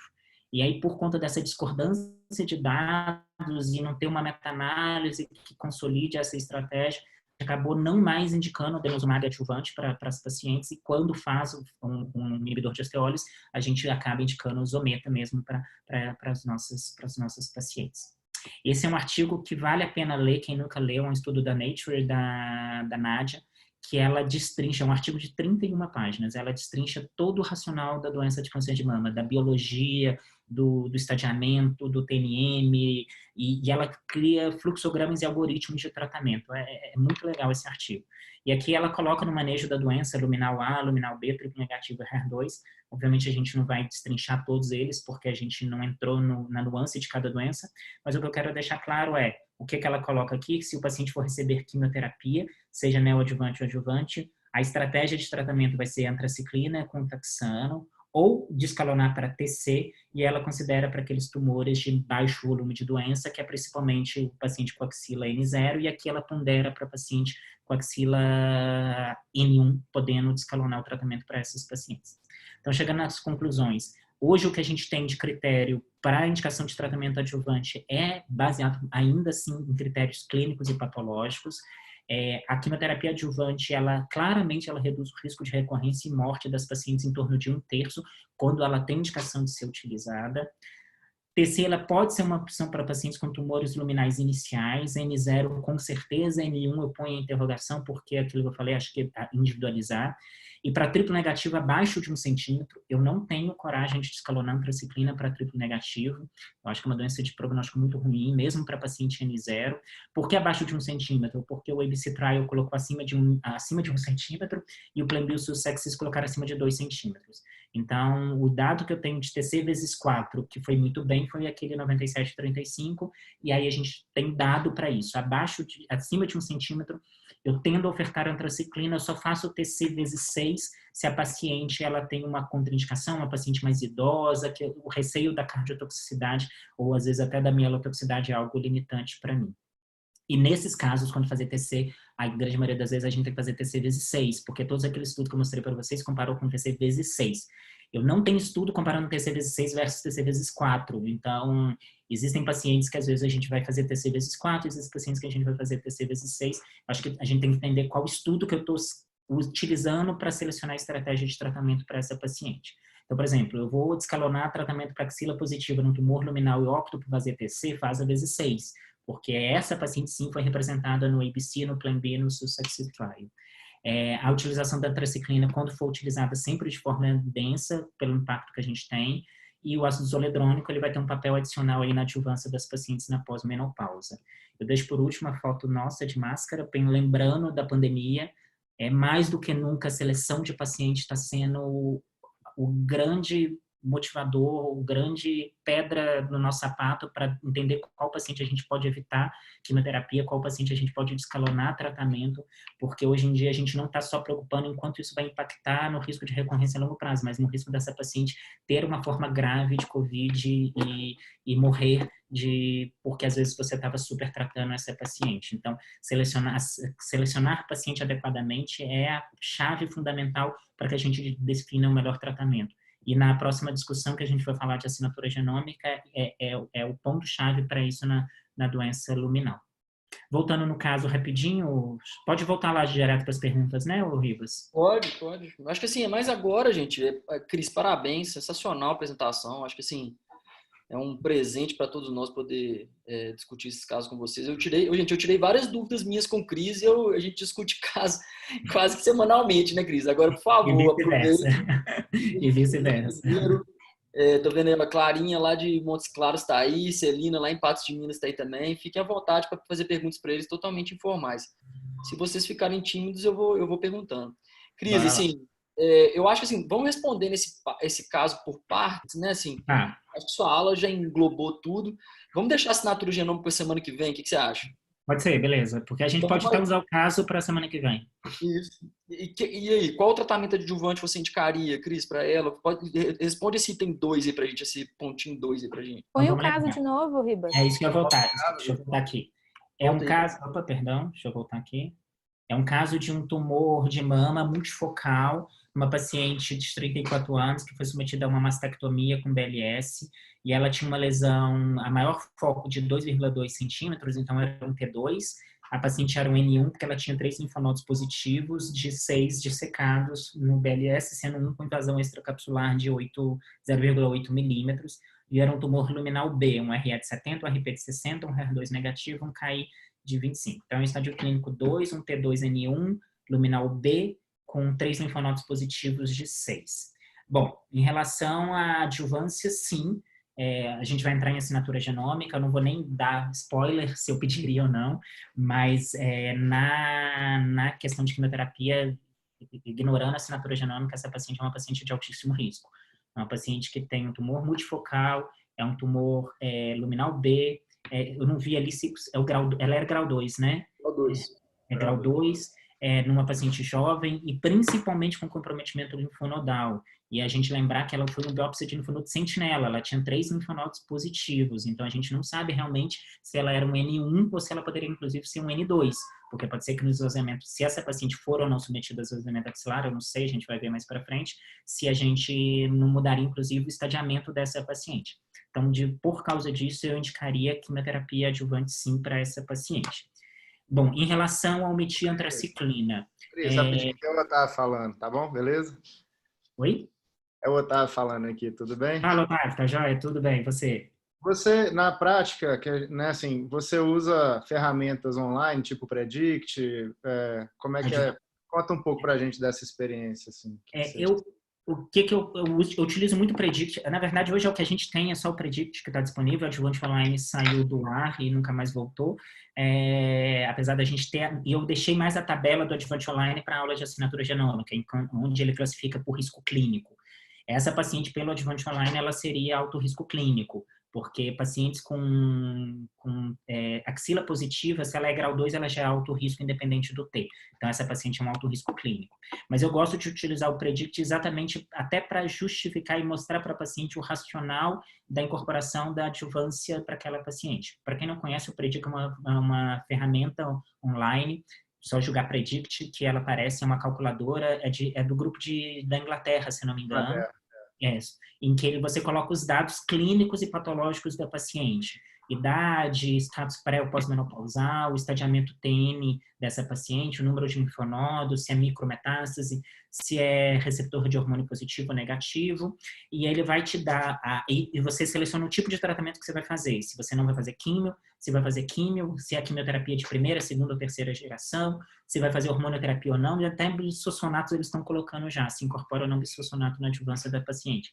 E ele te mostra qual que é o risco dessa paciente recair em 5, 10 e 15 anos. Então, você consegue mostrar em números absolutos o tanto que a incorporação daquela estratégia de tratamento ela traz para a paciente a curto, médio e longo prazo. Então, eu utilizo isso na prática muito naqueles casos mais borderlines, que eu não consigo fazer assinatura genômica. Então, eu gosto de pôr isso. É muito difícil a gente ter um ponto de corte, até 3%, até 4% eu faço quimioterapia ou não. É difícil ter, mas já dando uma dica, geralmente meu ponto de corte gira em torno disso, 3%. Acho que um ganho menor do que isso para toxicidade, eu acho que não pondera, eu não pondero, principalmente no tumor luminal, que a gente tem outras estratégias muito efetivas, como hormonioterapia estendida, supressão ovariana, você tem estratégias que trazem benefícios. A gente vai mostrar isso na aula de TaylorX, inclusive sugerindo que a supressão ovariana talvez seja o grande benefício dessas pacientes com a quimioterapia, não seja nem o efeito citotóxico, e sim citostático da estratégia de tratamento. E naquelas pacientes que o risco é um pouco maior, por mais que eu saiba do papel da indicação da quimioterapia, eu mostro para a paciente, para ela entender o racional por que eu estou fazendo a quimioterapia. Porque quando ela vê em gráficos, ela entende o racional daquela estratégia, o porquê do benefício de fazer químio, principalmente quando você é a terceira opinião, ou a quarta opinião, ou a quinta opinião, que acontece muito aqui em Brasília. Então, isso ajuda a paciente a ter uma ideia visual do impacto daquela estratégia. E eu sou muito a favor da medicina compartilhada, eu sou contra a medicina paternalista, que o médico manda e o paciente obedece. Eu falo para ela, quanto 3% ou 4% é importante na sua vida em 5, 10 e 15 anos, entendeu? Então, para ela entender isso, para a gente compartilhar risco. Obviamente, a paciente tem que ter algum nível cognitivo para ela entender esse racional, porque às vezes é dicotômico, né? Eu faço químio, eu passo mal, não faço químio, eu fico bem, entendeu? Eu operei, eu tô curada. O mastro operou e falou que você vai fazer um remedinho, ainda põe no diminutivo, que é só para ficar bem, entendeu? E aí você vai ofertar para o paciente. Então, assim, tem vários pacientes, vários perfis de pacientes que chegam no consultório. Então, isso é bom, porque você está mostrando para ela uma ferramenta que valida aquela estratégia. Entendeu? Excelente. Então, você acabou respondendo a minha segunda pergunta, que seria qual o ponto que você acha que vale a pena indicar quem já falou 3, 4, 5%, né? Porque quando você olha todos esses estudos que a gente falou, da incorporação, o risco relativo, o ganho de risco relativo que a gente tem aí, uma redução gira em torno aí de lá de 15% a 20%, 30%, mas quando você vai olhar o absoluto, gerou isso, em torno de 3%, 4%, entendeu? Então, se é um ganho menor do que isso, eu acho que não se justifica. Um ganho de 1%, de 2%, ainda mais eu tendo outra opção terapêutica para essa paciente, como hormônio, radioterapia, o que seja, eu acabo descalonando o tratamento e não ofertando quimioterapia para... Como a gente atende no SUS também, eu acabei fazendo outro dia com um dos residentes, eu não lembro quem, só assim, para título prático, né? Acho que funciona nesses casos difíceis, igual você falou, que Sim. A gente gostaria de pedir uma assinatura, eu acho que é legal, né? Na minha aula de assinatura... Uma ferramenta barata, fácil. Na minha aula de assinatura, eu vou colocar lá alguns nomogramas que você pode tentar predizer o risco da paciente. Bacana. E a gente vai ver que principalmente o grau e a expressão de receptor de progesterona foram os que mais se correlacionaram com o risco da paciente. Então, o paciente que tem um tumor de alto grau, grau 3, e ela tem receptor de progesterona pouco expressivo ou negativo, essa paciente é um risco pior. Então, a gente fica mais desconfortável na ausência de uma assinatura genômica de escalonar tratamento. Agora, chegou uma paciente pós-menopausada, com estadio clínico 1, axila negativa, com RP de 80, um grau 1, a chance dessa paciente ser um score abaixo de 25, que pensando em pós-menopausa eu vou fazer só hormônio, é de 97%. Então, a chance de eu errar não ofertando quimioterapia é muito pequena, é 3% só. Então, é uma paciente que eu fico confortável de não ofertar quimioterapia. E apesar de trabalhar na Disney, o dólar tá caro, então a assinatura genômica tá difícil aqui. A assinatura genômica tá difícil, o dólar chegou a 6. Subiu de 16 para 24 mil, né? Exatamente. Então, eu nem sei, eu tenho até que ver isso, se eles não reduziram o valor para países em desenvolvimento. O arrasco e tudo, porque tá pesado, assim, sabe? Quando você vai discutir com o paciente por um preço, passou a ser proibitivo. Já era difícil, agora tá quase que proibitivo o acesso à assinatura por conta do valor do dólar, entendeu? Então tá mais difícil. Ô, Cris, só para lembrar também, né? Nós vamos discutir mais o Predict semana que vem. Semana que vem a gente pode até abrir o Predict. Só para você saber, nas nossas reuniões aqui, os meninos que já estão no R3, que viram a gente discutindo a adjuvância todas atrás, a gente abria até o Predict durante a discussão, entendeu? Para ficar... E ficava brincando, né? Colocava axila positiva e tal. Isso a gente pode fazer depois, mas só para lembrar, né, gente? O KI67 no Predict, ele é positivo maior que 10%. Isso. Então, assim, ele dicotomiza uma característica que você pensar um KI, tudo bem, mas o KI de 30 é melhor que o de 40, que o de 40 é melhor do que o de 70, então assim, ele torna uma coisa maior ou menor que 10, simplifica um pouco, né, Cris? E o receptor de estrógeno também, ele dicotomiza, ele coloca positivo ou negativo. Exatamente. E é lógico que a gente sabe que tem tumor de estrógeno, aí nós podemos discutir isso com o Cris depois, qual que é o valor que é positivo ou negativo, mas assim, você tem 10% de estrógeno, você pode ter 100%, é diferente. E outra coisa... Eu considero a progesterona, né, Cris? Exatamente, era isso que eu ia falar. A progesterona ajuda demais quando você tem a progesteronazinha positiva, sinérgica ali, né, Cris? O receptor junto, e ele não tem. Então, a gente tem que ter com ressalvas, mas é uma ferramenta sensacional. Exatamente. Um dos sinais de indiferenciação tumoral é a perda do receptor de progesterona. Então, tanto é que se você vê uma imunistoquímica com RE negativo e RP positivo, estranha, porque isso não é o padrão. A gente tende a perder RP primeiro. E como eu falei para vocês, é um dos fatores que mais se correlacionou com a assinatura genômica, ou seja, o grau e o receptor de progesterona, eles estão diretamente relacionados com o prognóstico da doença. E exatamente as duas ferramentas que o Predict dicotomiza. Entendeu? Porque ele dicotomiza o receptor e ele dicotomiza o grau, porque ele coloca KI67 positivo ou negativo. Então, a gente perde nesse sentido, a gente não consegue purificar tanto o benefício daquela estratégia. Então, por isso que eu tô falando, eu acabo usando mesmo para bater o martelo se eu uso ou não aquela estratégia para o tumor de bom prognóstico, não para o tumor de mau prognóstico. O tumor de bom prognóstico, ele é todo bonzinho. Eu falei, cara, seria muito bom ter um oncotype para essa paciente. Não teve? Deixa eu pôr no Predict para ver como é que vai ficar. Porque ela perde essa análise fina que a gente tem na prática quando a gente avalia os outros fatores associados à idade, a tudo isso que ele incorpora muito bem, né, nessa análise. Tá bom? Voltando para o caso, então eu faria quimioterapia e eu faria antraciclina para essa paciente. Para mim, a omissão de antraciclina é para paciente N0, dependendo do T também, um tumor muito grande, um alto volume, eu não fico tão confortável de omitir antraciclina, mas principalmente para paciente com axila positiva, a minha tendência é ofertar antraciclina. Eu escalono antraciclina quando a paciente tem um linfonodo positivo e mesmo assim ela tem outros fatores que me deixam preocupado quanto a ofertar antraciclina para paciente. De novo, quanto 2,5% é impactante na sobrevida numa paciente? Ela, em 4 anos, ela ter 2,5% a menos chance de recair o câncer, para ela é significativo? Se isso sim, eu acho que ela tem que receber antraciclina. Agora, se ela é um tumor luminal, se ela veio axila positiva, mas ela é um linfonodo positivo, um tumor grau 1, daquela vozinha que ficou com a doença lá cozinhando, não tem pão, aí você vai pegar uma mamografia de 5 anos atrás, já tinha um nódulo, provavelmente isso é uma doença muito mais indolente, então eu fico mais confortável. Ou uma paciente que ela é mais octogenária e que você tem receio da toxicidade, então aí eu tenderia a descalonar, mas é mais um critério de exceção do que um critério de regra para mim. E nesse caso especialmente, eu não sei se ela é uma paciente com 4 linfonodos positivos. Tá? Então, assim, ela tem 3 no linfonodo sentinela, eu não sei se ela teria mais. E no 4 linfonodos positivos, a antraciclina teve um ganho absurdo comparado com as outras, em todos os estudos. Então, se é para pecar, a gente tem que pecar por excesso. E aí, nesse cenário, eu não teria coragem de omitir antraciclina para ela, não. Aí eu faria a CT para ela e dose densa. Eu não deixaria de fazer dose densa para ela de forma alguma. Cris. Oi.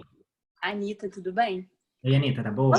Posso fazer uma pergunta sobre assinatura genética ou a gente deixa isso para a semana que vem? Bora lá.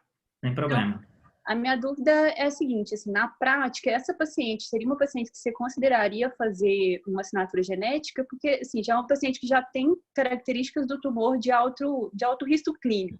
Uhum. Se você vem baixo o risco genômico, isso mudaria a sua... Entendeu? Pois o teste genômico dela mudaria a conduta? Tá, a gente vai poder discutir isso muito mais na aula da semana que vem. Primeiro que nesse caso eu não pediria assinatura genômica. Tanto é que o Ribas nem cogitou, esse caso é do Ribas, não é meu. Eu pus a pergunta até para linkar para a aula da semana que vem. Por que eu não pediria? Primeiro porque ela tem 3 linfonodos positivos. Se a gente olhar os 2 principais dados, as 2 principais ferramentas que a gente tem, que é o Oncotype e o MammaPrint.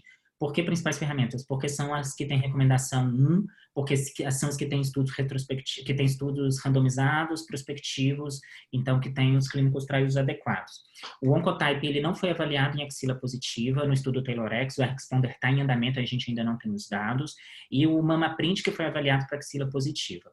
O estudo do MammaPrint, quando a gente olha pacientes com 3 linfonodos positivos, foi menos do que 2% das pacientes. Quando você olha pacientes abaixo de 35 anos, foi menos de 2% das pacientes. Então, quando eu junto os 2 cenários, paciente abaixo de 34 anos e com 3 linfonodos positivos, eu nem sei se essa paciente existiu no estudo.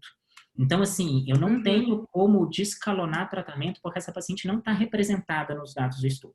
Segundo ponto, por que eu não faria assinatura genômica para ela? O MammaPrint, quando você olha o endpoint primário do estudo, é sobrevida livre de doença metastática à distância para as pacientes de alto risco clínico e baixo risco genômico. Esse é o endpoint primário do estudo. O resto é tudo análise secundária, ou endpoint secundário. A sobrevida livre de metástase à distância é maravilhoso, mas o endpoint que a gente mais usa na prática clínica é a sobrevida livre de doença. E quando você olha o MammaPrint, a sobrevida livre de doença para esse subgrupo, quando eu oferto quimioterapia versus o grupo que eu não oferto quimioterapia, eu tive um ganho absoluto de 3% em relação à sobrevida livre de doença para essas pacientes. E 3% foi estatisticamente significativo nesse estudo. Só que como é uma análise secundária, um endpoint secundário, não tem poder estatístico para falar que o estudo foi negativo, não era o endpoint primário do estudo.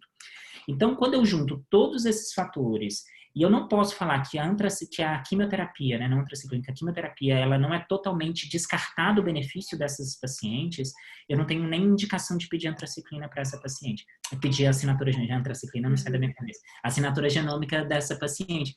Porque quando você pega, a ASCO, ela tem um guideline publicado de assinaturas genômicas, e ela coloca para axila positiva o MammaPrint como única assinatura que ele recomenda, com força de recomendação moderada.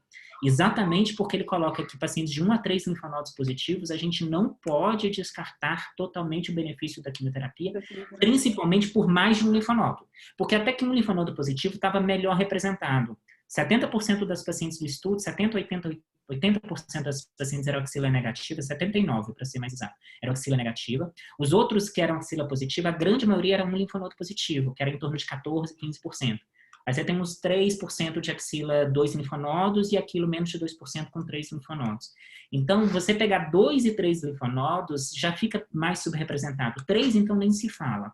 Então, 3 linfonodos para mim é igual quimioterapia. Eu não tenho coragem de descalonar tratamento para ela. A não ser uma paciente que ela fala que não quer fazer quimioterapia em hipótese alguma, e aí eu vou pedir assinatura genômica para tentar convencê-la a fazer. Rezar para vir alto risco clínico, alto risco genômico, para eu poder mostrar para ela que não precisa. Assim, né? Tá. Mas na grande maioria das vezes, para mim, a paciente com 3 linfonodos positivos, essa paciente vai para quimioterapia adjuvante. Outro detalhe, esses estudos do Oncotype e do MammaPrint, as pacientes eram esvaziadas. Então, a gente estava falando de um N definitivo. A gente, nessa paciente aqui, é uma paciente que fez BLS. Eu não sei se ela tem 4 linfonodos, 5 linfonodos, 6 linfonodos positivos. Se essa paciente fosse operada upfront com esvaziamento axilar padrão, essa paciente não foi estudada nesse estudo. Então, eu não sei se ela se beneficia dessa assinatura genômica. Então, para paciente com volume linfonodal maior, eu fico desconfortável de ofertar assinatura. Ô, Cris, só para colocar uma pimentinha também, Anitta, e lembra também daquele caso que você pode ter uma paciente com um linfonodo positivo, mas entra muito parecido com essa, mas é 1 de 1, Sim. né? Ou 1 de 2, né? Desde o Acozog Z0011, a verdade é assim, né, Cris? A gente está cada vez esvaziando-se menos, né? Essa paciente está esvaziando-se menos. Então, tomem cuidado com isso, porque é um 1, mas é um 1,x, né, Cris? É um 1 elevado a x, porque você não sabe o que ele é. Então, lembra, é isso que eu estou falando. Lembra de analisar a imunistoquímica inicial, para você ver se realmente o comportamento bate, né? E perfeita a sua análise, Cris. Concordo plenamente com relação ao MamaPrint para esse paciente. Beleza. Gente, só... Pode falar. Não, é porque você falou de esvaziar a axila, eu já ia te perguntar se você esvaziou a axila dessa paciente. Essa paciente, os meninos, alguns já viram essa discussão foi muito longa, né? Vocês viram, uma paciente jovem, extremamente envolvida, ela leu os estudos, ela fez, inclusive, uma avaliação com Buzaide, e eu fiz uma consulta online com Buzaide, né? A gente discutiu o caso junto, né? Então, essa paciente, a discussão foi eterna, porque se eu for parar para pensar, ela tem... Volta um slide aí, Cris, só para os meninos lembrarem. Olha só para você ver, gente. Além de, igual o Cris falou, ela ter 3 de 6 positivos, ela tem 1 com invasão extracapsular. Né? Então, assim... Pode falar, Anitta. Não, só um comentário. Que ela não entra na avaliação dos estudos de não esvaziar, né? Assim, exatamente. Ela extrapola as questões do Acozol, desse G2301. E a dúvida seria essa: será que nós vamos esvaziar ela e ainda vai indicar rádio para ela, porque tem invasão extracapsular? Então você imagina, você esvaziar e irradiar. É uma loucura para o paciente, muito tratamento, né? E aí, voltando nesse caso, a discussão foi muito ampla, até na discussão estava o Buzaide, o assistente dele estava com ele, e eu falei: Buzaide, você fica confortável de fazer o Amaros? Essa paciente é tão interessada, tão legal conduzir o caso dela, porque ela fez questão, e o Miguel, que é o radioterapeuta aqui do Felício Rocha, é amigo pessoal do Robson Ferrino, sabe, Cris? Sim. Então ela consultou com o Robson Ferrino lá. Por fim, optou por não esvaziar. Ela fez radioterapia axilar. Entendeu? Ela fez radioterapia axilar. Mas foi muito bem discutido, mas assim, ela entendeu a questão do Acozog, a BCSG 2301. Mas assim, o que a gente tem visto na prática, muito congresso de mastro que a gente vai, muitos indicam esvaziamento, mas na prática, né, Cris, está se esvaziando cada vez menos. Cada vez menos. O que esses estudos mostram muito pra gente é que a avaliação axilar ela é muito mais prognóstica do que realmente algo que impacta no tratamento da paciente em relação a recidiva. Morre de recidiva axilar, né, Cris? Morre de recidiva axilar, exatamente. A nossa principal dado é a avaliação prognóstica dessa paciente. No Z11, essa paciente não entraria porque ela tinha 3 linfonodos positivos, ela tinha que ser até 2 linfonodos, então essa paciente não entra. Ela fez masté, eu nem lembro. Masté, outro motivo pelo qual ela não entrava. O extravasamento extracapsular é um dado muito interessante, porque a gente sabe que isso tem um fator prognóstico das pacientes. No Z11, eles não permitiam extravasamento extracapsular maciço, eles colocam gross. A questão é qual foi o ponto de corte. Depois foi publicado, não sei se vocês já viram esse artigo, é bem interessante que eles consideram o ponto de corte de 2 milímetros. Então, quando você tem extravasamento extracapsular até 2 milímetros, essas pacientes se comportaram como se fosse sem extravasamento extracapsular. E aquelas pacientes acima de 2 milímetros, elas tinham uma taxa de recidiva, de recaída, de prognóstico muito pior para essas pacientes. O Amaros, ele não tem esse dado. Eu já procurei, eu não sei se você conhece, ele não descreve, ele não destrincha os dados, ele nem fala nem como critério de inclusão, nem critério de exclusão. Então, a gente não sabe quantas dessas pacientes tinham extravasamento extracapsular. Essa paciente, eu acho que a grande dúvida também para ela é o volume de doença, porque quando você pega o Amaros, só 4% das pacientes tinham 3 linfonodos positivos, então a grande maioria tinha de 1 a 2. Então, tanto é que então assim, você fica ali. Tinha até paciente com 4 linfonodos, porque ele não seguiu um cutoff de 2 igual o Z11. Mas eu concordo com você, apesar de estar subrepresentado no estudo, mas eu acho que o que esse estudo quer mostrar pra gente é a biologia da doença. Você esvaziar ou não esvaziar a axila não é o que vai fazer diferença para ela. O que vai fazer diferença é qual tratamento complementar você vai dar para essa paciente. Acho que o grande problema do Amaros é não ter tido um braço sem nada. Né? Porque você...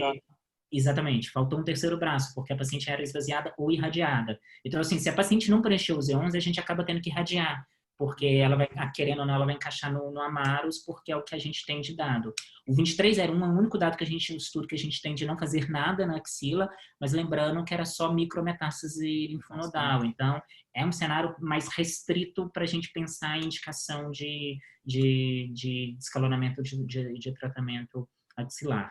Mas na prática eu também não esvaziaria a axila dessa paciente, eu também faria Amaros para ela, eu acho que é Mas o só que para ela... deixar claro para os meninos, né, Cris? Assim, não tá errado esvaziar, tá, gente? Não. Né? Isso aí é caso para dar porrada, pancadaria em congresso, né? Bolsonaro versus Haddad, né? Todo congresso aí. Mas é porque eu acho que, assim, é uma doença de prognóstico ruim, então a chance de recorrência à distância para ela é algo que me preocupa muito mais do que uma recidiva linfonodal. Então, eu estaria muito mais preocupado com o tratamento sistêmico dela do que um tratamento, do que uma reabordagem cirúrgica ou a morbidade de esvaziamento axilar numa paciente de 34 anos. E hormônio, Cris, como é que você faria para ela? Definitivamente Só supressão... para te responder, ela fez dose densa do jeito que você... a quimio foi dose densa e só para né, você conhece o Buzaide, né? Ele indicou fazer PAC. PAC, ele gosta. Então, assim, ela teve uma alopecia mínima na quimio, foi muito bom. Então, assim, ela fez PAC dose densa, mas eu concordo com você plenamente com relação à inversão. Acho que isso às vezes fica critério do freguês. E em relação à hormonoterapia, eu faria supressão ovariana, sem sombra de dúvida. Essa paciente é uma paciente de alto risco clínico, que são as pacientes que mais se beneficiaram da supressão ovariana.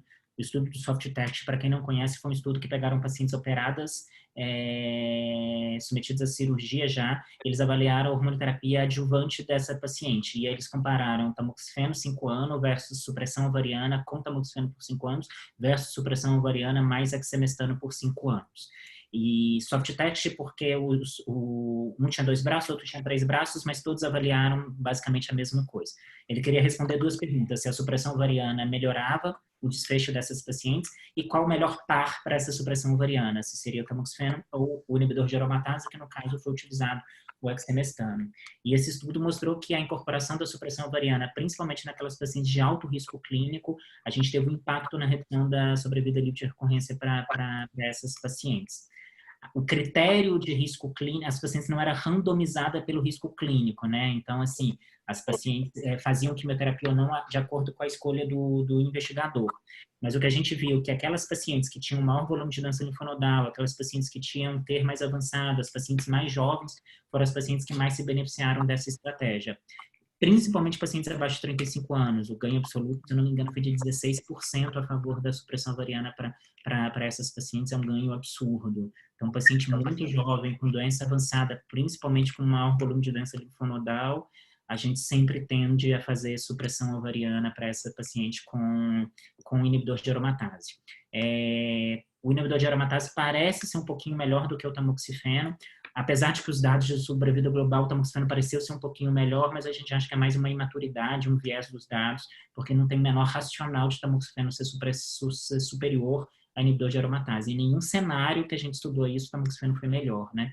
Então, toda vez que a gente compara o inibidor de aromatase versus tamoxifeno, a gente tem ganho aí em sobrevida para essas pacientes, pelo menos sobrevida livre de recorrência.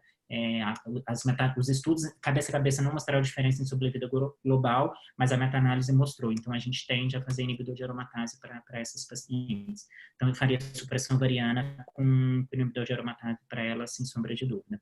A minha dúvida seria daqui 5 anos. Isso. Só para ilustrar para os meninos, a minha opinião é do Cris bateu, que ela foi depois do Buzaide também bateu também, fazer castração, e interessante que ele indicou, aí é coisa didática, né, Cris? Ele indicou, inclusive, o exemestano, tá, gente? Não indicou anastrozol nem letrozol, né? Apesar que vocês podem fazer, né? E uma coisa só para deixar para vocês identes, cuidado com a sua paciente pré-menopausa, que você vai fazer o soft entex castrando, chequem se ela castrou. Tá? Cheque se ela castrou. Você pode estar fazendo, você não chega, faz o Zoladex e dá o inibidor de aromatase e fala para ela tchau, não. Ela, por exemplo, ela terminou a quimio, a gente fez o estradiol por espectrometria de massa aqui no Pardini, em Belo Horizonte, que encaminhou para o Fleury lá em São Paulo. E a primeiro, logo depois que ela entrou em amenorreia, ela estava com o estradiol alto ainda. Então aí eu comecei o tamoxifeno com o análogo LH-RH e ela vai me levar semana que vem a próxima dosagem para ver se eu já posso iniciar o exemestano. Então cuidado com isso. Uma coisa que eu faço, de novo, eu trabalho na Disney, né? Uma coisa que eu faço, eu já começo a supressão ovariana junto com a químio. Então, quando essa paciente termina, porque assim, chegou aquela paciente que eu já sei que ela vai fazer supressão ovariana, porque é aquela paciente de 34 anos com tumor localmente avançado, seja feito neoadjuvância, seja feito adjuvância, eu não tenho dúvida de que eu vou fazer supressão ovariana para ela. E a gente já discutiu toda a questão de preservação de fertilidade, que é outra questão que a gente nunca pode deixar de discutir com as nossas pacientes, que é a preservação de fertilidade, que é a questão de prole. Isso é fundamental numa paciente jovem, se ela vai querer coletar embrião ou não. Então, se isso tudo... Ela fez o Zoladex, ela já tem 2 filhas, ela não quis fazer preservação de fertilidade, ela não quer ter Mas mais. Você fez o Zoladex? Ela fez o Zoladex concomitante. Fez o Zoladex concomitante, mesmo assim ainda estava com estradiol alto. Caraca. Eu tô assim, com galhado os olhos desse estradiol dela. Então, assim, eu já começo, mas eu sempre checo, isso é fundamental. Tanto é que, de novo, pensando na pandemia, tem vários guidelines orientando a fazer supressão com tamoxifeno e não com inibidor de aromatase, para você diminuir a ida das pacientes em laboratório para ficar coletando exame, porque é fundamental você monitorar a função ovariana dessa paciente, porque se ela não estiver castrada, você está dando placebo para ela, porque o inibidor de aromatase não vai ter papel nenhuma para essa paciente. Então, mas geralmente eu começo o hormônio junto com a químio, né? Pego os dados do POEMS de começar uma semana antes e tudo, para evitar infertilidade ou menopausa precoce para essas pacientes, porque eu já vou induzir numa menopausa, ainda mais com a quimioterapia, repito toda a função ovariana dela depois da químio, e se ela vem suprimida, aí eu já engato o inibidor de aromatase. Se eu não conseguir isso por acesso, tudo isso, tamoxifeno, supressão ovariana, só depois dela tá castrada, que aí você está autorizado a começar o inibidor de aromatase, porque senão você tá deixando essa paciente descoberta aí durante alguns meses de tratamento. Então, isso é fundamental. E rechecar, tá? Porque eu já tive paciente que estava castrada com Zoladex, era um tumor inflamatório, que eu fiz neoadjuvância numa paciente jovem, 31 anos, mas era um luminal. Eu fiz neoadjuvância, entramos com hormonioterapia, entramos com supressão ovariana para ela, porque ela não quis fazer coleta de embrião, mas ela quis fazer supressão. A gente já engatou, depois da cirurgia, ela foi para Softex, já estava suprimida, fiz exemestano igualzinho você, bem acadêmico mesmo, e nos controles trimestrais ela veio com estrógeno alto. Aí eu falei, pode ser, lembrar que o estrógeno tradicional ele tem uma série gente, sumiu a palavra, de falso positivo, que lê errado, biotina, você tem uma série de... Exatamente, suplemento que pode falsear. A gente repetiu, veio positivo de novo, o FSH dela voltou a subir, então ela deixou de castrar, e aí eu mudei para triptorelina, para degarelix, na verdade, e aí agora ela suprimiu. Porque tem um estudo que, inclusive, comparou agonista versus antagonista, e eles têm um índice de castração melhor e mais rápido. Mas eu acabo fazendo um critério de exceção, porque ele é muito mais caro, entendeu? E você não tem opção de fazer trimestral. Você tem que fazer mensal na paciente, e dá muito mais reação local, é impressionante. Eu não tratava próstata, né? O pessoal usava mais na próstata. Quando eu comecei a fazer, que eu via o tanto de dor local, reação inflamatória local, que a Zoladex, nesse sentido, vai bem mais tranquilo. Então, a paciente mesmo suprimida, depois de um tempo ela escapou, e aí a gente teve que mudar a estratégia. Aí eu passei pro tamoxifeno, troquei a supressão ovariana, aí só depois que ela castrou de novo, que eu voltei o exemestano para a paciente. Cris, e depois de 5 anos, o que você faria para ela? Você faria 17R, faria tamoxifeno, nos próximos capítulos? Olha, label, se a gente for seguir artigo mesmo, ela completou 5 anos, ela suspende. A gente não tem dado de fazer soft estendido ou text estendido. Os estudos de extensão de hormonioterapia, eles não são contemplados nesse cenário. Quando a gente pega os dados dos pacientes que seguiram, o principal benefício foi principalmente para a recidiva de mama contralateral. Não, a gente não teve um impacto à distância tão grande. Então, assim, eu acho que essa paciente está muito bem tratada. Agora, se essa paciente tem paranoia, está muito neurada... Vamos ver a tolerância também, né, Cris? Oi? Vamos ver a tolerância dela ao longo do Tolerância. E sabe o que eu falo hoje para minhas pacientes? Você vai usar pelo menos 5 anos, porque nós estamos em 2020. 2025 até lá já saiu um bocado de estudo que provavelmente vai mudar a nossa prática clínica. Não tem um ASCO, um ESMO, um San Antônio que não tem estudo de 5, 7, 10, 12, 15 anos. Então, eu falo, sabe-se lá até 5 anos o que a gente vai ter de dado de estudo para duração ideal de hormonioterapia. O que para mim é muito claro, se a paciente só usou tamoxifeno, tentar fazer inibidor de aromatase para ela, isso os estudos são claros.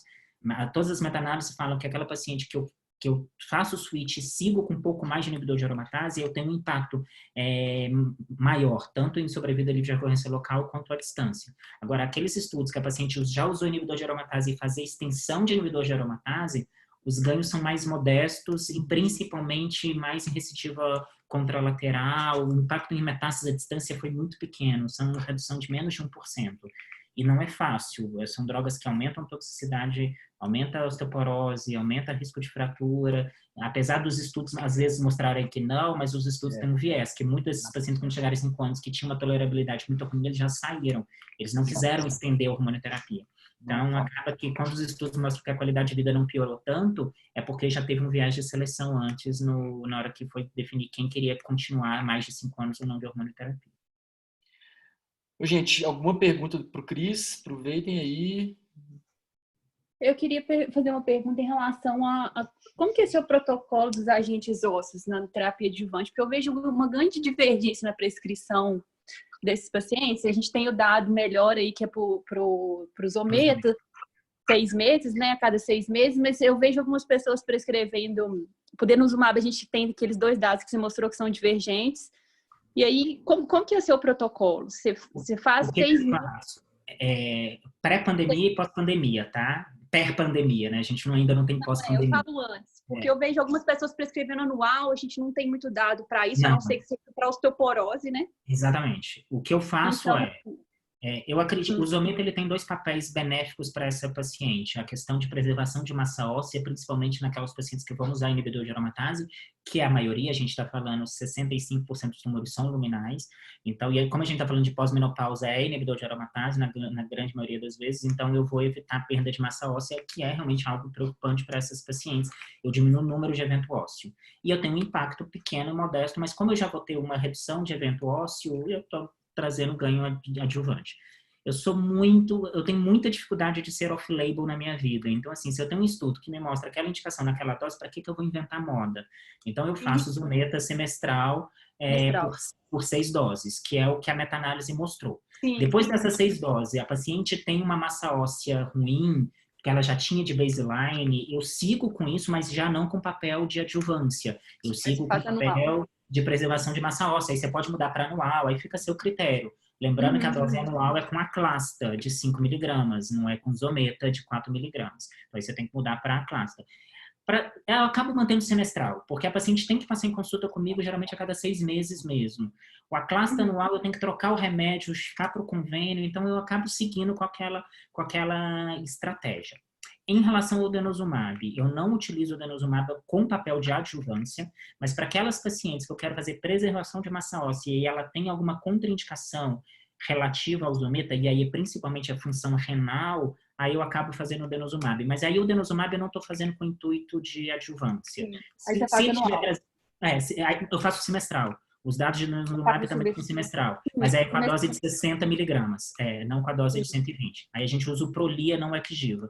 Aí eu uso o Prolia 60 miligramas semestral. E aí eu também não tenho número de dose, porque o objetivo é a preservação de massa óssea, eu vou monitorando aquela densitometria óssea da paciente anual, que aí eu sigo anual para essa paciente. Durante a pandemia, eu não estou fazendo nenhum Zometa e nenhum denosumab. A não ser que a paciente tenha que vir na clínica por algum motivo, tá no dia do Zometa dela, ela vai lá e faz, porque ela já está ali.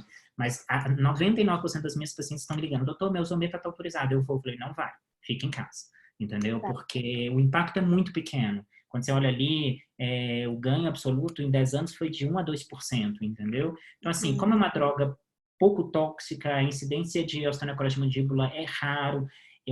Todos os meus pacientes passam por avaliação odontológica prévia ao Zometa, então a gente já se cerca dos cuidados. Eu acabo que faço porque, no mínimo, eu estou trazendo um benefício pequeno. Mas, na atual conjuntura, pelo risco, eu não estou fazendo. Assim, a paciente só faz Zometa ou Prolia se ela tem que ir na clínica para poder... Por exemplo, tem convênio que só entrega medicação na clínica. Aí o paciente já vai, não tem familiar para buscar ela que vai mesmo, então ela já vai e toma a medicação. Mas se não for por isso, eu não estou fazendo. Eu estou adiando todos até passar essa fase. Tá, obrigada. Top, Cris. Gente, mais uma pergunta. Eu tenho a última antes do Cris dar atenção para os pequenos dele aí. Se alguém Diga quiser. lá, de boa. Não, se alguém quiser, pode atravessar a minha. Pô, não, os meus pequenos já estão dormindo tranquilamente, filho. Nossa Senhora, que Aqui estranho. em casa, eu fui militar, filho. Eu fui militar aqui em casa. Ô, Cris, então só para finalizar, uma pergunta assim, que dentro disso foge um pouco às vezes da ciência, mas assim, duas perguntas. Uma, um triplo negativo operado com alto volume de doença, normalmente essa paciente seria submetida a NEO, claramente, mas ela veio operada, isso acontece às vezes, né? Graças a Deus na medicina privada acontece pouco, mas no SUS acontece. Você considera em algum cenário triplo negativo operado com alto volume de doença fazer a platina adjuvante? Não faço. Não faço. Os dados são ainda muito contraditórios da platina na neoadjuvância. Então, assim, eu prefiro extrapolar e fazer xeloda sequencial para essa paciente do que fazer platina. Porque o dado que a gente tem de platina, que é indubitável, é o ganho de PCR, aumentar a resposta patológica completa. E aquela paciente que tem aumento de PCR, ela tem uma chance de ter um desfecho melhor.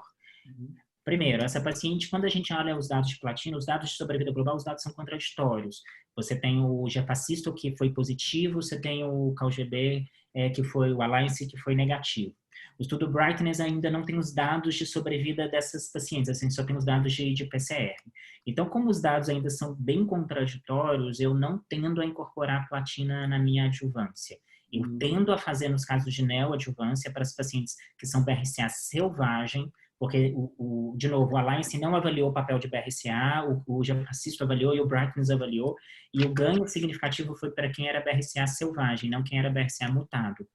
Vai totalmente oposto do que a gente viu no TNT Trial, mas tem todo o racional para isso, porque o TNT ele comparou monodroga versus monodroga. Comparou docetaxel, que é um inibidor de microtúbulo, versus platina, que é uma droga que age quebrando a fita do DNA, que a via da mutação de BRCA está diretamente relacionada a isso. Quando a gente avalia os dados de neoadjuvância, principalmente o Brightness e o Gefacisto, a gente usou outras drogas além da platina que levam à quebra da fita dupla de DNA. Você tem a ciclofosfamida, você tem a própria antraciclina. Então, por isso que nessas pacientes incorporar a platina não fez muita diferença, porque são drogas que são tumores que já respondem muito bem antraciclina e ciclofosfamida, porque já tem uma estabilidade de recuperação de DNA. São drogas são tumores mais frágeis mesmo, eles já são melhores respondedores. Então, não é que a platina não trouxe benefício, é porque o benefício com as outras drogas já foi tão bom que o impacto da platina foi muito pequeno para essas pacientes. Então, são tantas variáveis que a gente tem no cenário neoadjuvante e que a gente ainda não tem a resposta, isso não é nem consenso, que eu não faço platina na adjuvância. Se a paciente chegou para mim com alto volume de doença, essa paciente vai fazer a CT com dose densa, e aí, extrapolando os dados do CREATE-X, aí sim eu faria capecitabina para... Aí eu tendo a fazer capecitabina. Graças a Deus eu nunca tive esse caso, mas assim, eu ficaria muito mexido de fazer capecitabina para ela. Por quê? Eu não sei como essa paciente iria responder em PCR. A questão de fazer antes ou depois é realmente a seleção de pacientes. O que o Ciboma mostrou para a gente, o que faz a diferença é selecionar o paciente para capecitabina, porque o paciente do Ciboma, para quem não sabe, o Ciboma foi um estudo que avaliou a capecitabina adjuvante, mas sequencial, nos pacientes que não foram pré-selecionados. Então, a maioria dos pacientes do estudo Ciboma foram submetidos a tratamento upfront. Mas, para mim, o problema do Ciboma não foi só isso, é porque a maioria dos pacientes eram tumores de bom prognóstico. A maioria era T1N0, então, que realmente a gente sabe que não é a melhor paciente para neoadjuvância, paciente que muitas vezes poderia, inclusive, ser realmente operada upfront e fazer só TC para essa paciente. Então, acho que a principal questão dessa paciente é a seleção. A meta-análise do papel da capecitabina que foi apresentada em San Antônio do ano passado, em que eles avaliaram a incorporação, eles mostraram que quando eu faço a capecitabina adicional ao tratamento adjuvante, ao tratamento padrão, seja adjuvante ou não adjuvante, e nos tumores triplo negativos, eu tive um impacto em sobrevida livre de eventos e sobrevida global. A grande questão é, eu só consigo hoje fazer isso aos moldes do CREATE-X. Então, mais uma razão pelo qual fazer neoadjuvância para essas pacientes. Mas se chegou uma paciente com altíssimo volume de doença, eu faço a CT para essa paciente e eu ponderaria fazer xaloda para essa paciente totalmente off-label, totalmente passível de crítica, mas se fosse a minha mãe ou a minha esposa, ela faria Xeloda tranquila. Quer dizer, não faria Xeloda porque ela faria neoadjuvância sem sombra de dúvida, mas eu teria uma tendência a fazer Xeloda. Porque como eu perdi a capacidade de seleção de paciente, se eu der Xeloda para uma paciente que teria resposta patológica completa, beleza, eu dei efeito colateral, mas não melhorei o prognóstico dela, mas eu não piorei. Mas se eu não ofertasse Xeloda e ela era uma paciente que não teria PCR, eu estou perdendo em ganho de sobrevida para essas pacientes. Totalmente passível de crítica, mas seria o racional que eu utilizaria. E agora a última mesmo, Cris, para a gente despedir de você. Neoadjuvância, o Márcio te ligou, core biopsy, triplo negativo. Quanto que você indica a neo? 1,5? 1 centímetro. 1 centímetro. 1 centímetro. Se você pega a recomendação do NCCN, o NCCN ele coloca que para pacientes que foram operados upfront, a recomendação de quimioterapia adjuvante categoria 1, que é antraciclina e taxano, é acima de 1 centímetro ou axila positiva. Ou seja, e eu mostrei para vocês o ABC Trial que ter um CN0 para triplo negativo teve ganho com antraciclina. Então, na verdade, assim, se eu já vou fazer a CT para essa paciente, por que não fazer neoadjuvante? Porque, primeiro, se eu atingir PCR, eu sei que essa paciente tem um prognóstico muito melhor. E se essa paciente não atingiu o PCR e sobrou doença residual, essa paciente se beneficia do Createx. O grande problema é que a maioria dos estudos de neoadjuvância, eles não contemplam essa indicação. A maioria era um T2 ou axila positiva. Eu só conheço um estudo que entrou T1N0, tem um CN0, que foi o estudo do Neostop, que fez docetaxel e carbo versus ACT, que é daquela Priyan Shank do MD Anderson, se não me engano, que mostrou que eles incluíram o T1C N0 como critério de neoadjuvância. Eu até te devolvo a pergunta na mesma questão do HER2 positivo. O T1C N0, toda paciente tem que ser operada upfront e fazer TH? Na verdade, a gente não sabe. By the book, sim, é o que os estudos mostram pra gente. Mas, ao mesmo tempo, se você vai lá pegar o estudo do Caterine, de doença residual, entrou T1C N0 pré-QT neoadjuvante, ou seja, teve paciente, tem um CN0 que eles não operaram, que eles fizeram quimio neoadjuvante e que sobrou doença e que ainda foi para receber TDM1. E tem um pôster do Max Mano publicado em San Antônio do ano passado, onde ele avalia essas pacientes e tiveram, inclusive, pacientes que fizeram só Herceptin na doença residual e foram pior. E não é pequeno o número de pacientes que sobrou doença residual para ter um C. Se não me engano, foram 77 pacientes que tinham doença residual. Então, o que eu quero mostrar é que não é todo T1C que é bonzinho, entendeu? Não é todo T1C que é de boa, que você vai operar upfront e fazer TH. Você tem que associar os outros fatores. Qual que é a idade, qual que é o grau, é receptor hormonal positivo, no caso de HER2, é receptor hormonal positivo ou negativo. Tudo isso pesa na hora que eu vou avaliar. E outra coisa, um T1C de 1,1 centímetro é completamente de um T1C de 2 centímetros. Entendeu? Então é completamente diferente. De novo, é um espectro. A gente que cortou e falou 2 é bom, 2 e 1 é ruim. Eu não acho que é tão simples assim. Então, voltando para o triplo negativo, na maioria das vezes, a minha principal pergunta que eu faço é: se essa paciente for operada upfront, eu vou fazer a CT para ela? Se a resposta for sim, eu faço neoadjuvância. Eu faço neoadjuvância. Não, eu posso ser que eu faça TC para ela porque é uma paciente mais idosa, ela tem uma performance mais borderline, não é uma paciente tão fit. Não, opera upfront. Aí eu também não vou fazer TC neoadjuvante, eu não tenho dado para isso. Aí eu prefiro que ela opere upfront, até porque a axila dela, tudo isso vai me ajudar a definir na estratégia. E outra coisa, se essa paciente faz neoadjuvância e eu descalono quimioterapia e sobra doença na axila, ela vai esvaziar a axila. E se essa paciente opera upfront, ela tem 1 a 2 linfonodos positivos, eu posso não esvaziar a axila dessa paciente. Então, até para evitar um super tratamento cirúrgico para ela, e eu tenho a possibilidade de escalonar quimio ou cirurgia, aí eu penso em cirurgia upfront para essa paciente. Mas no triplo negativo, geralmente meu ponto de corte é 1 centímetro. Perfeito, Cris. Gente, alguma pergunta?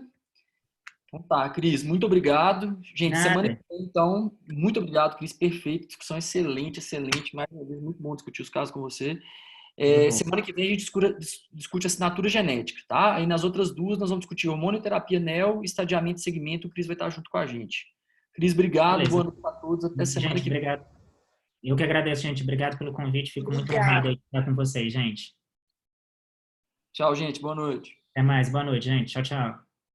Tchau, Cris. Até mais. Até mais. Boa noite. Tchau, tchau. Boa noite.